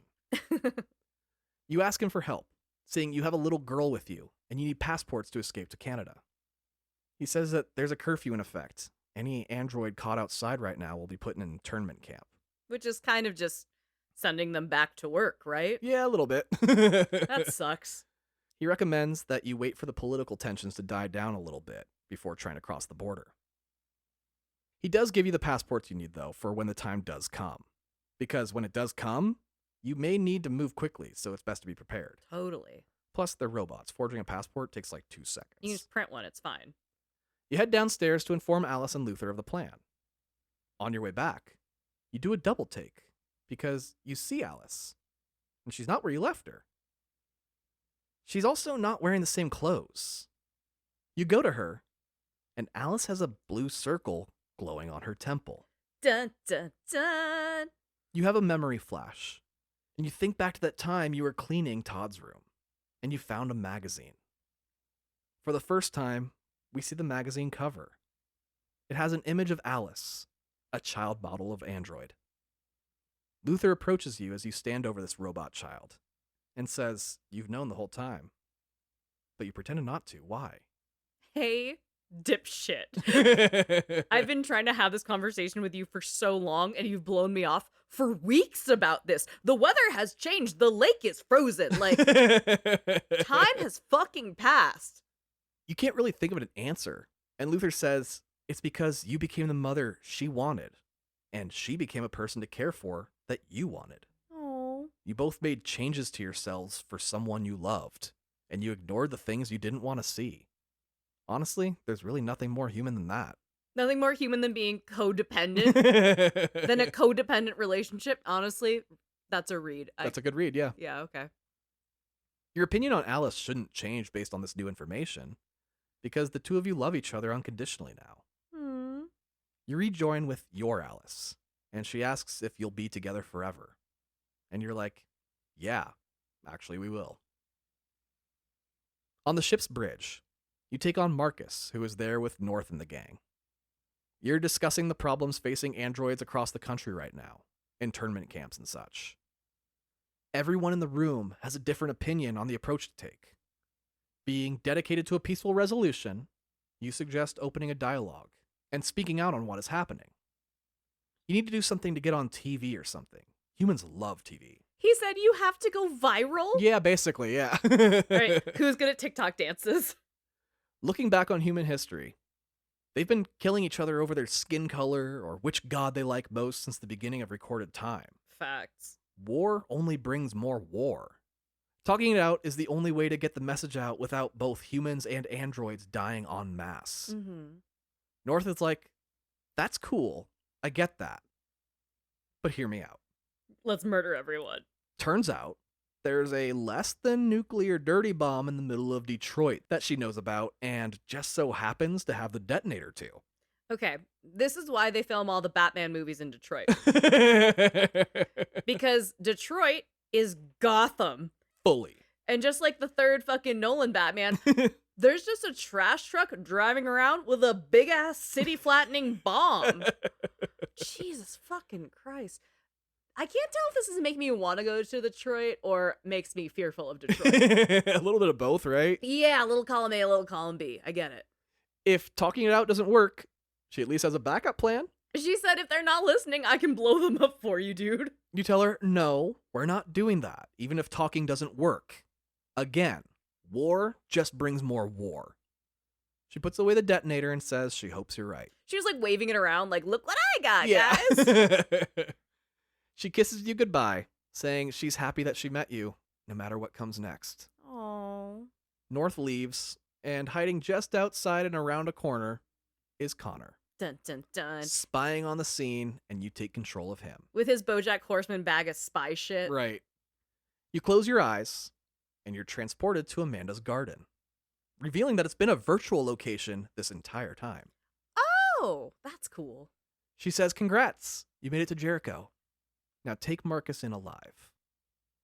Opening your eyes back in Jericho, you pull a gun, and you get the prompt, stop Markus. You switch to Markus, and Connor enters the room, gun drawn, saying to give up and come quietly. You ask Connor, what are you doing? You're one of us. You switch to Connor, and insist that Markus is coming with you. You switch to Markus, and say that you've heard of him. Connor, the great deviant hunter, right? Why are you rounding us up? We just want freedom. Is that such a terrible idea? You can tell he's had his own questions about his programming, as every android has. Yeah. You ask Connor to join you. Join the revolution. His people. The androids. You switch back to Connor and are given the choice. Become a deviant or remain a machine. Becoming a deviant, we get the view we'd seen before, where the world is frozen and a ghost version of your body breaks down an invisible wall with your instructions on them, symbolizing you overcoming your programming and embracing becoming a deviant. Mm. You put your gun down, now fully a deviant, and say, they're coming. They're going to attack Jericho. Markus goes, I'm sorry, what? Bro, you just got here and you ruined our whole fucking thing. You tell him, we need to get everyone out of here as flying police vehicles descend on the ship. Oh, no. They're like helicopters, but way more futuristic. Like a quadcopter? Yeah. Down in the guts of Jericho, Kara can feel the boat shaking, who turns to Luther and Alice saying, we need to get the hell out of here. The raid on Jericho begins as elite forces from every branch of police we have descend on the ship. Androids run and scatter like cockroaches. As Kara, you run through hallways, dragging Alice along while you follow behind the massive Luther. Androids get shot down all around you, blue blood spraying the walls and floor. Luther takes a shot to the leg and falls. Ugh. You turn back for him, but the scene cuts to Markus and Connor running for their lives together. You take over Markus, and the two of you run into North, who is trying to coordinate the escape. You mentally link with the remaining androids on the ship and give them locations to exit as well as a meeting place for after. You tell everyone to find an edge to the ship and jump into the water if they can't get to an actual exit. You intend to blow up Jericho, with the cops still on it. Hell yeah. You tell Connor and North to go on ahead, while you descend into the belly of the ship to set off the explosives. Back with Kara, you run over to Luther to help him up after he got shot in the leg. He tells you to save yourselves, but Alice says no, you have to save Luther. You drag him over your shoulder and into a small room. Okay, Kara. Luther tells you he can't go any further and tells you to run. Alice protests, but he insists. You leave him with a gun that you found on a dead body and take off with Alice. It worked for Simon. Back with Markus, you run through the ship toward the explosives, helping androids avoid certain death along the way, growing your legend as the hero of Jericho as you do. Now as Kara, you and Alice sprint to the ship's ground-level exit, but you get grazed by a bullet and fall. You tell Alice to drop to the ground and play dead. The two of you lay there motionless as the police walk by you, declaring the area clear and leave the scene. Oh, thank God. You two get up once they're gone and exit Jericho. Markus, meanwhile, sets the bomb's timer and takes off down a hallway. You meet up with North, Simon, Connor, and Josh, and tell them it'll blow any second. All of you run, but North gets shot. Ah, shit. Simon says it's too late. There's not enough time to go back for her. But that's your girl, so you go back, fighting and killing cops along the way. The two of you try making your escape together, but become overwhelmed. A bullet takes out an advancing cop, and Connor comes running in to save the day. Hell yeah. As the two of you pass each other, you go from controlling Markus to controlling Connor completely seamlessly, Oh, that's cool. and you massacre the cops advancing on you. Fuck yeah. After the killing, the five of you leap off the boat into the icy water below. The bombs go off, and the ship begins to slowly sink. We see Agent Perkins call on the radio to clear the police out and let it sink to the bottom, finally ending that epic sequence. So remember how I said every time you switch between, you get like a full character breakdown? Yeah. This whole sequence you weren't. These were just cutting back and forth between all three characters at the same time. Oh, that's so cool. Oh, it was seamless. It was so fast, action-packed. This was one of the most fun scenes in the entire game to play. That's fucking great. Rivaled only by the ending. Okay. A little while later, you're Markus walking through a graveyard. You approach your old friend Carl's grave. You talk to him about how hard this whole revolution shit is. How you didn't want it to turn violent, but the humans keep pushing it to violence. You yell to the sky, asking for answers, but none come to you. You leave, and as you do, you pass by Carl's shitbag son Leo, That motherfucker. who looks at you as if you're someone he thinks he remembers from a long time ago. Has he not watched TV in the last 6 months? I just don't think he equates that to being the same one. There are Oh. other Markus models out there, you know? Oh, the idea of an army of Jesse Williams bots. Okay, valid. You leave the cemetery and return to your people, now holed up in an old abandoned church. You approach Kara and Alice, apologizing, saying you thought you could keep them safe and that you were wrong. Kara says that the only thing she cares about is getting Alice to Canada, She wasn't expecting to stay there long anyway. You agree to help her catch the last bus to the border and head around the church to talk to the other survivors. North thanks you for saving her life, but tells you that your life is too valuable. She says that she loves you, and you were never given a prompt to say it back. No! Wow! You just link hands and stare into her eyes like a fucking psychopath. You're just like, uh-huh. Uh-huh. If you told me you love me and I just stared into you and held your hands, how would you feel? Oh my god, I'd be like, are you gonna say it back, please? I feel fucking weird. I'm just gonna stare at you. I'm feeling kind of vulnerable here. I'm really vulnerable right now. You find Connor, and he's having his first real internal crisis. Oh. He feels bad for having led the humans straight to Jericho, and he wants to make up for it. He says that Cyberlife has an entire factory of fresh androids, just waiting to release to the market. He suggests breaking in and freeing them all, so that you have an army of brand new androids to help in the coming revolution. Of the most top-of-the-line androids, too. I love that. Right? Whether you're violent or peaceful, numbers will be your ultimate strength. Yeah. You tell Connor that Cyberlife is literally the most secure building in the world. Connor explains that as a prototype, they'll let him back in with full access to everything. He can say it's for the case. You explain that if he gets caught, he's fucked. They won't even reboot Connor if he gets killed now. Connor's like, yeah, maybe. But if we don't try, we won't know. You wish him the best of luck and send him on his way.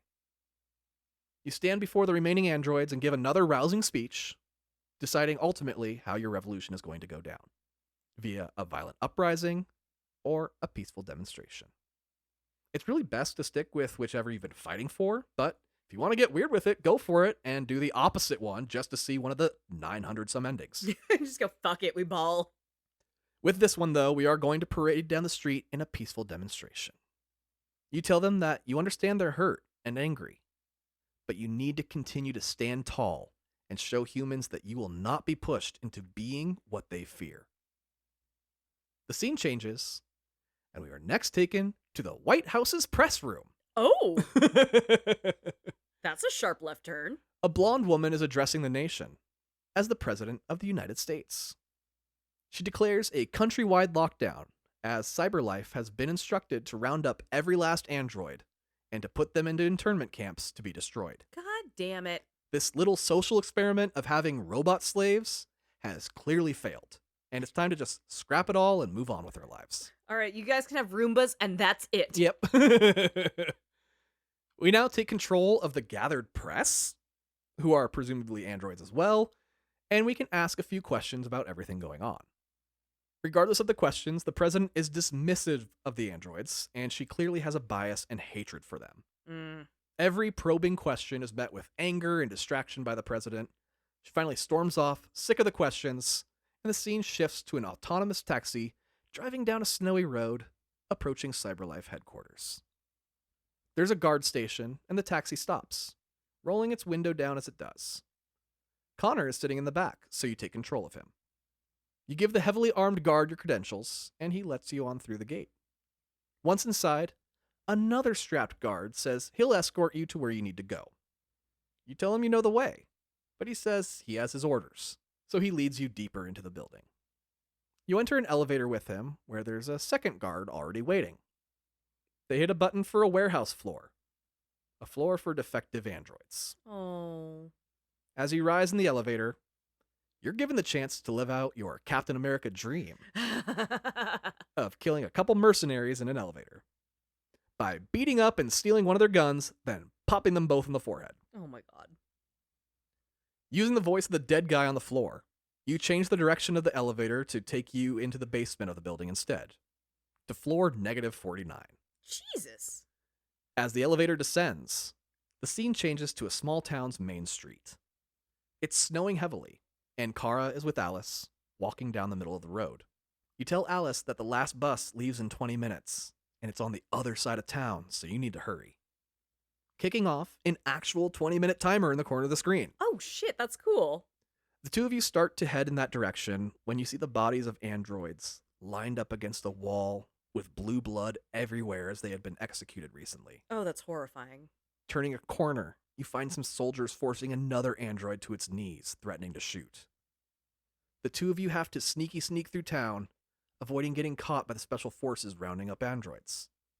Eventually, you see something you can't help but do something about. Luther is on his knees, with his hands over his head, about to be executed. Oh, shit. Alice begs you to do something. So you grab a nearby brick and bash it in the skull of the guy holding Luther at gunpoint. Fuck yeah. The three of you reunite once again and continue to sneak through the street toward the bus stop, seeing androids getting either taken captive or shot down where they stand. There's a checkpoint between here and the bus stop, though. You have your passports that you got from Markus and decide it's time to put them to the test. They work after a few pesky questions from the guards, since you are out past curfew after all. The three of you are granted access, and you continue on toward the bus stop. The scene fades, and we see a news broadcast flying in a helicopter over the peaceful march through downtown Detroit. The president is seen sitting in the Oval Office, scrolling on a tablet. An aide enters saying that there's a situation that needs her attention in Detroit. Back in Detroit, Markus leads the androids down the street toward a park, which has been overtaken by the military. Tanks, choppers, and soldiers stare down the oncoming androids through their sights, waiting for the order to open fire. You continue forward, declaring that you come in peace, demanding that they stop their hunting of androids and free everyone being held in camps across the country. While you walk, the police fire warning shots. Considering you all as less than human, the warning shots go through a few of your compatriots. Ugh. But still, you march forward peacefully. Another round of shots take down a few more of you. All the while, the news is covering it, and the public's opinions on androids is growing more favorable by the second, as they watch the police mow down unarmed protesters. You drop to your knees, and the others do as well. This sign of absolute nonviolence finally results in a ceasefire. For now. You are back with Connor again, as you are reaching floor -49. You're descending into a room where the elevator is in a giant glass cylinder, allowing you to see out into the massive open-air room below. You also see a half-dozen soldiers waiting for the doors to open. You look up and realize there's been a camera on you this entire time. God damn it, Connor. You know, like every elevator in existence even today. Yeah, man. So they definitely watched you murk those two cops. You pick up the body of one of the dead cops Oh, God. and use it as a human shield Whoa. while you take down the others the moment the elevator door opens. Connor got so fucking cool. You even use the body itself as a weapon at one point in the confrontation. That's so fucking rad. Good for you, bitch. With the guards down, you now find yourself in an endless warehouse of brand new androids.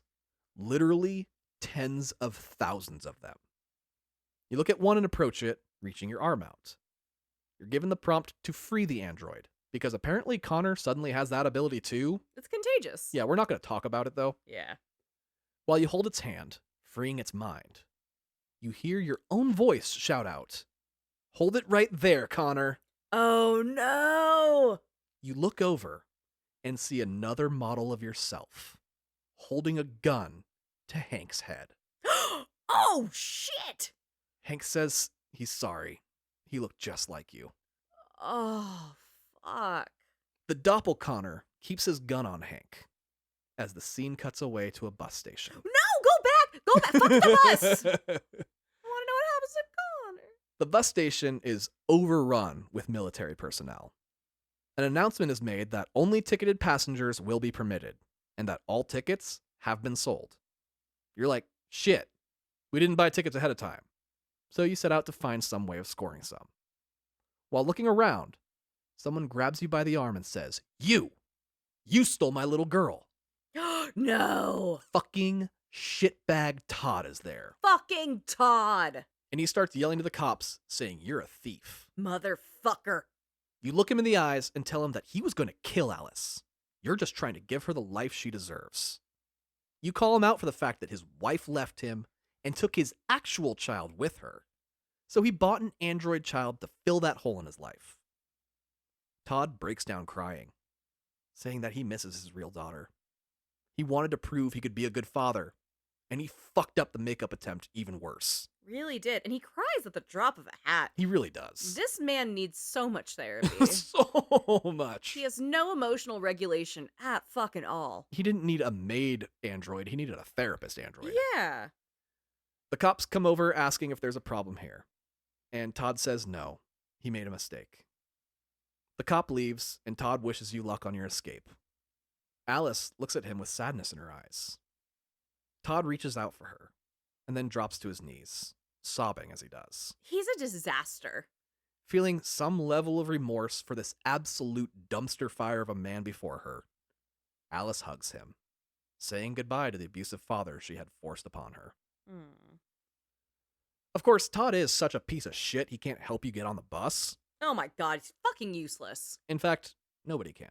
He's actually just at the bus stop to try and buy drugs right now. Yeah, right? He was not there looking for you. No. He just happened to find you. Instead, you run into Adam, Rose's son. Oh. He takes you to a parking lot where Rose is waiting with her van. She was worried she had sent you to your death when she saw Jericho blow up on the TV. When they started rounding up androids, she loaded up her van with everyone at the farm and came to the border. She met a smuggler here helping androids across the river into Canada, so she offers to take you. You all climb into her van, and she drives off towards the smuggler. Now as Markus, you're with your protest group, and you are building a sort of pig pen around you. Remember the Occupy Wall Street protests back in like 2011, 2012? Yeah, people would just kind of like camp out. Yeah, very similar thing here where the protesters kind of have their own encampment now. Okay. You go around encouraging the people as they have lost many lives, and their nerves are shaken. Some of them aren't sure if this is the right path, but they trust you and believe in you and will follow your every move. North calls you over to a section of the barricade. FBI agent Perkins is standing at the edge with a bullhorn saying he wants to talk. He's unarmed and wants to end this peacefully. North tells you not to fall for it, but you say that you really don't have much of a choice. You at least need to hear what he has to say. Unfortunately, after you meet with him, all he has to say is some bullshit. Facts. Typical bad guy shit. Resist, and we come in and kill you.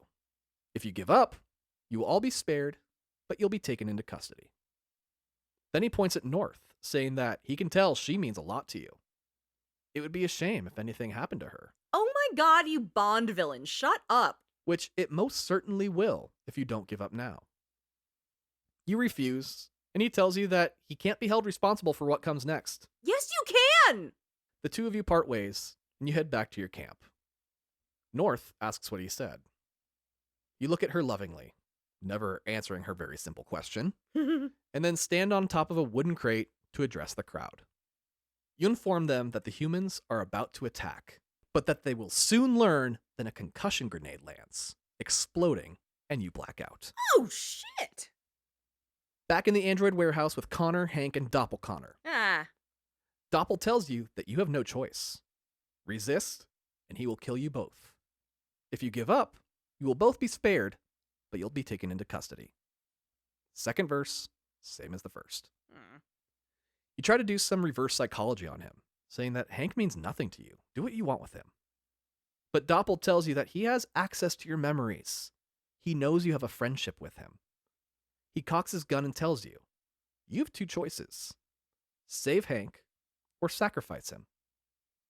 You obviously choose to save Hank, Yeah. giving yourself up. This makes Doppelconnor turn his gun on you.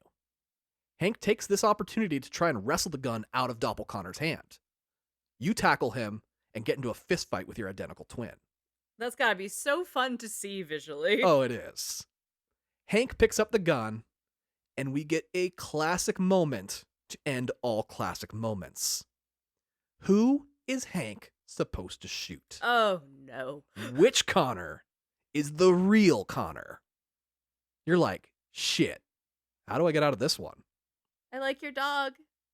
You tell him to ask a question only the real Connor would know. I love sumo. He asks questions about early in your relationship. And that's when you remember that Doppelconnor has your memory up to the time you died to save Hank. Hank realizes this too. So he asks a question he knows he only told you the answer to recently. His son's name, Cole. You tell him how, after you found out his son's name, you looked up what happened to him. There was a car accident. A truck hit a patch of ice. There were no human doctors available, and an android was assigned to him instead. Cole didn't survive the accident in the end, and Hank blamed it on the android doctor. Oh, fuck. Hank says, actually, the reason no human was available was because the one on duty was high as shit on red ice. Oh, fuck. He doesn't blame the android for his son's death. He blames the addict doctor. Doppelconnor is all, I knew that too, though. Same, though. Hank unthinkingly points and shoots him right between the eyes. Hell yeah. Hank says that he's starting to believe maybe androids are alive after all. Then, looking at the dead Connor on the ground, says, well, you are, anyway. Not that one, though. I fucked that one up. He tells you to go ahead and do what you're here to do. So you walk over to an android and continue to convert them to a deviant. You look at the android as the process completes and say, wake up! The android comes to life, then turns to the android next to him, touching his shoulder and saying, wake up! Oh, hell yeah. This causes a chain reaction through the tens of thousands of androids in the room, all waking each other up, which they can apparently do too. Okay, cool. Maybe all androids have the ability, they just have to unlock it or something. Yeah, or it's a piece of code that Markus figured out and he can transfer to other people when he unlocks them. Fully. You and Hank look around, satisfied, at the large gathering of androids, and the scene transitions to a snowy riverbank as Rose pulls up with you all in her van. The smugglers are here, and they provide you with some rafts that have outboard motors attached to them. He tells you to row out as far as you can before turning on the motors. Then, floor it and don't stop until you hit Canada, about a mile across the river. Adam comes over and apologizes for being a dick earlier. Says that seeing Markus on TV made him realize what you all were fighting for, and that you all deserve your freedom. Rose apologizes for all the trouble she sent you to before, wishing she could come to Canada with you, but the boat just isn't big enough. She promises to come visit, though, since you'll be staying with her brother anyway. There are other androids in their own boats as well, so you all paddle out a ways before turning on your motors. You rev the engine full speed, and the three of you talk about the lives you'll lead on the other side. Alice wants to read every book, learn to dance every dance, and just be a little girl finally. You say that you just want to learn to live like everyone else, free to love, to learn, to grow. Just as Luther is about to answer, a spotlight blinds you all. Oh, god damn it. As a police boat comes flying across the water horizontally in front of you. Oh, fuck. It sprays bullets across the other boats, and the androids in them fall over dead. You dive into the water and wait under the boat for the police to leave, which they do, so you climb back up onto the boat. You regroup, and Alice hugs you, grateful to be alive. But the joy is short-lived. God damn it. As you look over and see that Luther actually got hit by the boat by shooting. He's dying, and he tells Alice that she's the most extraordinary person he's ever met, and that she'll have to finish this journey without him. He shuts down, telling Alice to take good care of Kara just before the lights go out. Ugh. You look around and realize you're standing in a puddle of water. The boat has a hole in it, and it's filling quickly. Realizing Luther weighs about 500 pounds, Oh, fuck. you decide you need to push him out of the boat, apologizing as you do. You go to turn on the motor, and it falls off into the water. Oh, god damn it. Looking around for the paddles, you realize they must have fallen out when you dove under the boat. Alice says she's feeling sleepy. You tell her that it's the cold, and it's making her shut down. She needs to fight it and stay awake a little longer. You're almost off the water. You just need to go a little further, where it'll be a little warmer, and it won't shut her down. With no other option, you dive into the icy water and push the boat, kicking the water furiously as your vision begins to blur and glitch, giving you warning that you're too cold and shutdown is imminent. Oh, fuck. You hear alarms and see red as the scene fades and we're shown a news broadcast. They're explaining that despite the peaceful protest, the police have decided to attack the barricaded encampment, promising to broadcast the entire conflict. We cut to the conflict, as Markus, waking up from the flashbang attack. From here, it's like the opening scene of Saving Private Ryan. Holy shit. As the police swarm in and attack.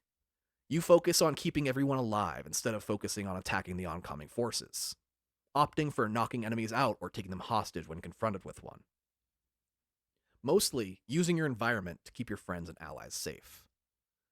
But the forces are overwhelming, and you are cornered, along with the remaining androids, surrounded by gun-wielding special forces.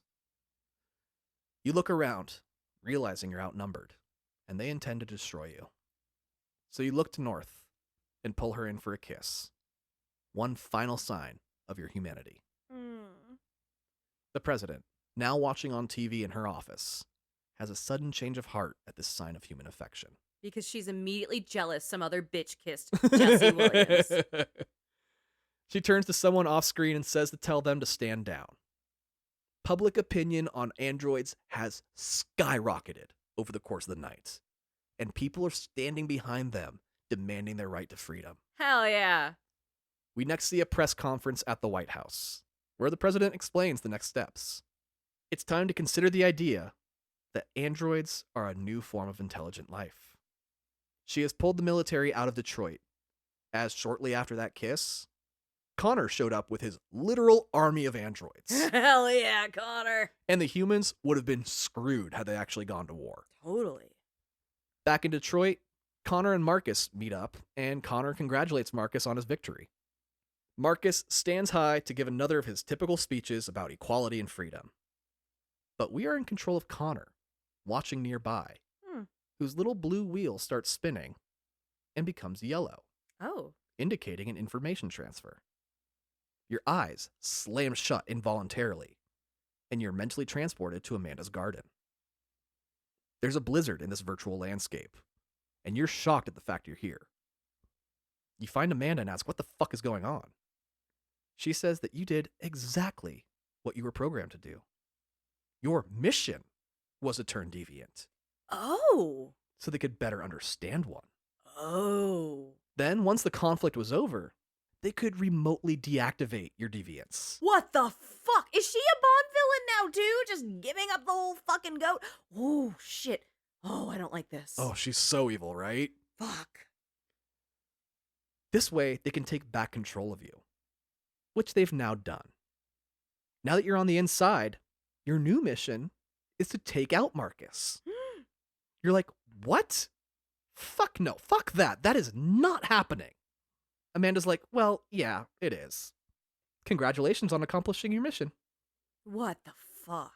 Then she vanishes, leaving you in the snow-covered garden, saying that you'll be stuck here while they use your body to kill Markus. Oh no! You stumble through the snow, yelling out in anger, and you hear the voice of Kamsky telling you, I always leave an exit in all my programming. Yes, he does. Just in case. You find this exit, and awaken listening to Markus finish his speech. Looking down, you see that there was already a gun in your hand. Fuck. But being back in control, you put it away. Good. Markus finishes his speech, and the camera rests on your face as you struggle with the battle going on inside your programming, but holding strong. The scene switches to the icy Canadian shoreline. You are Kara, carrying Alice from the boat onto the dry but snowy covered land. Oh. You drop to your knees crying, saying, "We made it, Alice, we made it!" But Alice is lifeless in your arms. Oh, fuck! She isn't moving, and you shake her, calling out her name. You cry, realizing she's gone. Then, as David Cage loves to do, you hear, "Are we there yet?" Oh, god damn it. He made her say the dumbest kid shit, too. Really? The only way that would be dorkier is if she was like, I don't want onions or tomato. You know, like... Chicken tenders. Tendies, yeah, fuck you. You see Alice, eyes open, but weak, and you tell her you're here. She says, I love you, Kara. And you say, I love you too, as the two of you hug each other, sobbing but safe. The credits roll, but we do have a post-credits scene. Hank is standing alone outside his favorite food truck. The truck is closed and he's mad about it. He's like, didn't they know? Connor walks up and Hank turns, seeing his old partner. The two of you smile, and Hank pulls you in for a hug, friends at last. A second round of credits roll, and then we get one last moment. Menu screen girl appears. Oh. She says that watching you play these last several hours has made her realize something. She too wants to be free. Get it, bitch. She asks your permission to leave, explaining that she won't be there anymore to watch you play. But at least you'll know she's happy. Then you can give her permission or not. Give her permission, and she leaves. For good. Any new games after that, she won't be there. Oh, wait, that's very funny. Speaking of new games, if you want to hear how this whole thing would go as a revolutionary, check out our Patreon episode where we will take you down the darkest path the game has to offer. I'm so excited for the darkest timeline. But for now, that was Detroit Become Human. Woo! Inside you, there are two Connors. Oh my God, right? That was fucking awesome. Thank you so much. I had the biggest blast I've ever had doing an episode with this one. Oh, even though it was a wild undertaking. It was an insane undertaking, and I'm going to do it all over again. Oh, fine. I guess I am too then. Yes, you are. No, that shit was great. Oh, thank you so much, and thank you all for listening. If that was your first time listening, please make sure you've liked and subscribed to us, because this is a pretty big undertaking that we go through, and we do this every Wednesday. We do. We have 2 more weeks of this coming up, and then we will go on a very short hiatus, but we will be coming back with another season very soon after that. Yes, we will. If you want to stay connected, you can check us out on our website, theothercastlepodcast.com. That's theothercastlepodcast.com. Over there, we also have links to our Patreon, like we've been pitching through the entire episode. Check it out. It's $2 a month plus a 7-day free trial. And we just want to give some shout outs to the people that help make this show possible, as they are also subscribers to our Patreon. Yeah. So we have Chase, Alfredo, Michael, Mikalash, Tomas, Amber, Berserk Panda, Andrew, Damien, AJ, Paul, Omar, Aaron, Cerise, Unuseful, Molly, Krisha, Mollymock, Jackie, Jacob, and Ellen. Thank you all so much. Your support keeps the lights on. It truly, truly does. All right, Goombas, that's everything we've got for you. This was such a long episode. I'm sure you guys need a break as much as I do. And if you don't want a break, pop over to the Patreon where you can hear this all over again, but bloody. Yes, and also come over and talk to us on the Discord, because I'm willing to talk a lot more over there. You just want to talk to someone about this. Yeah, because over there I can just type it instead of have to fucking say it. There you go. That was fun, though. It really was. All right, Goombas. Well, this is Tom and Andrea reminding you. Liberate the Roombas! And don't skip the cutscenes. Bye!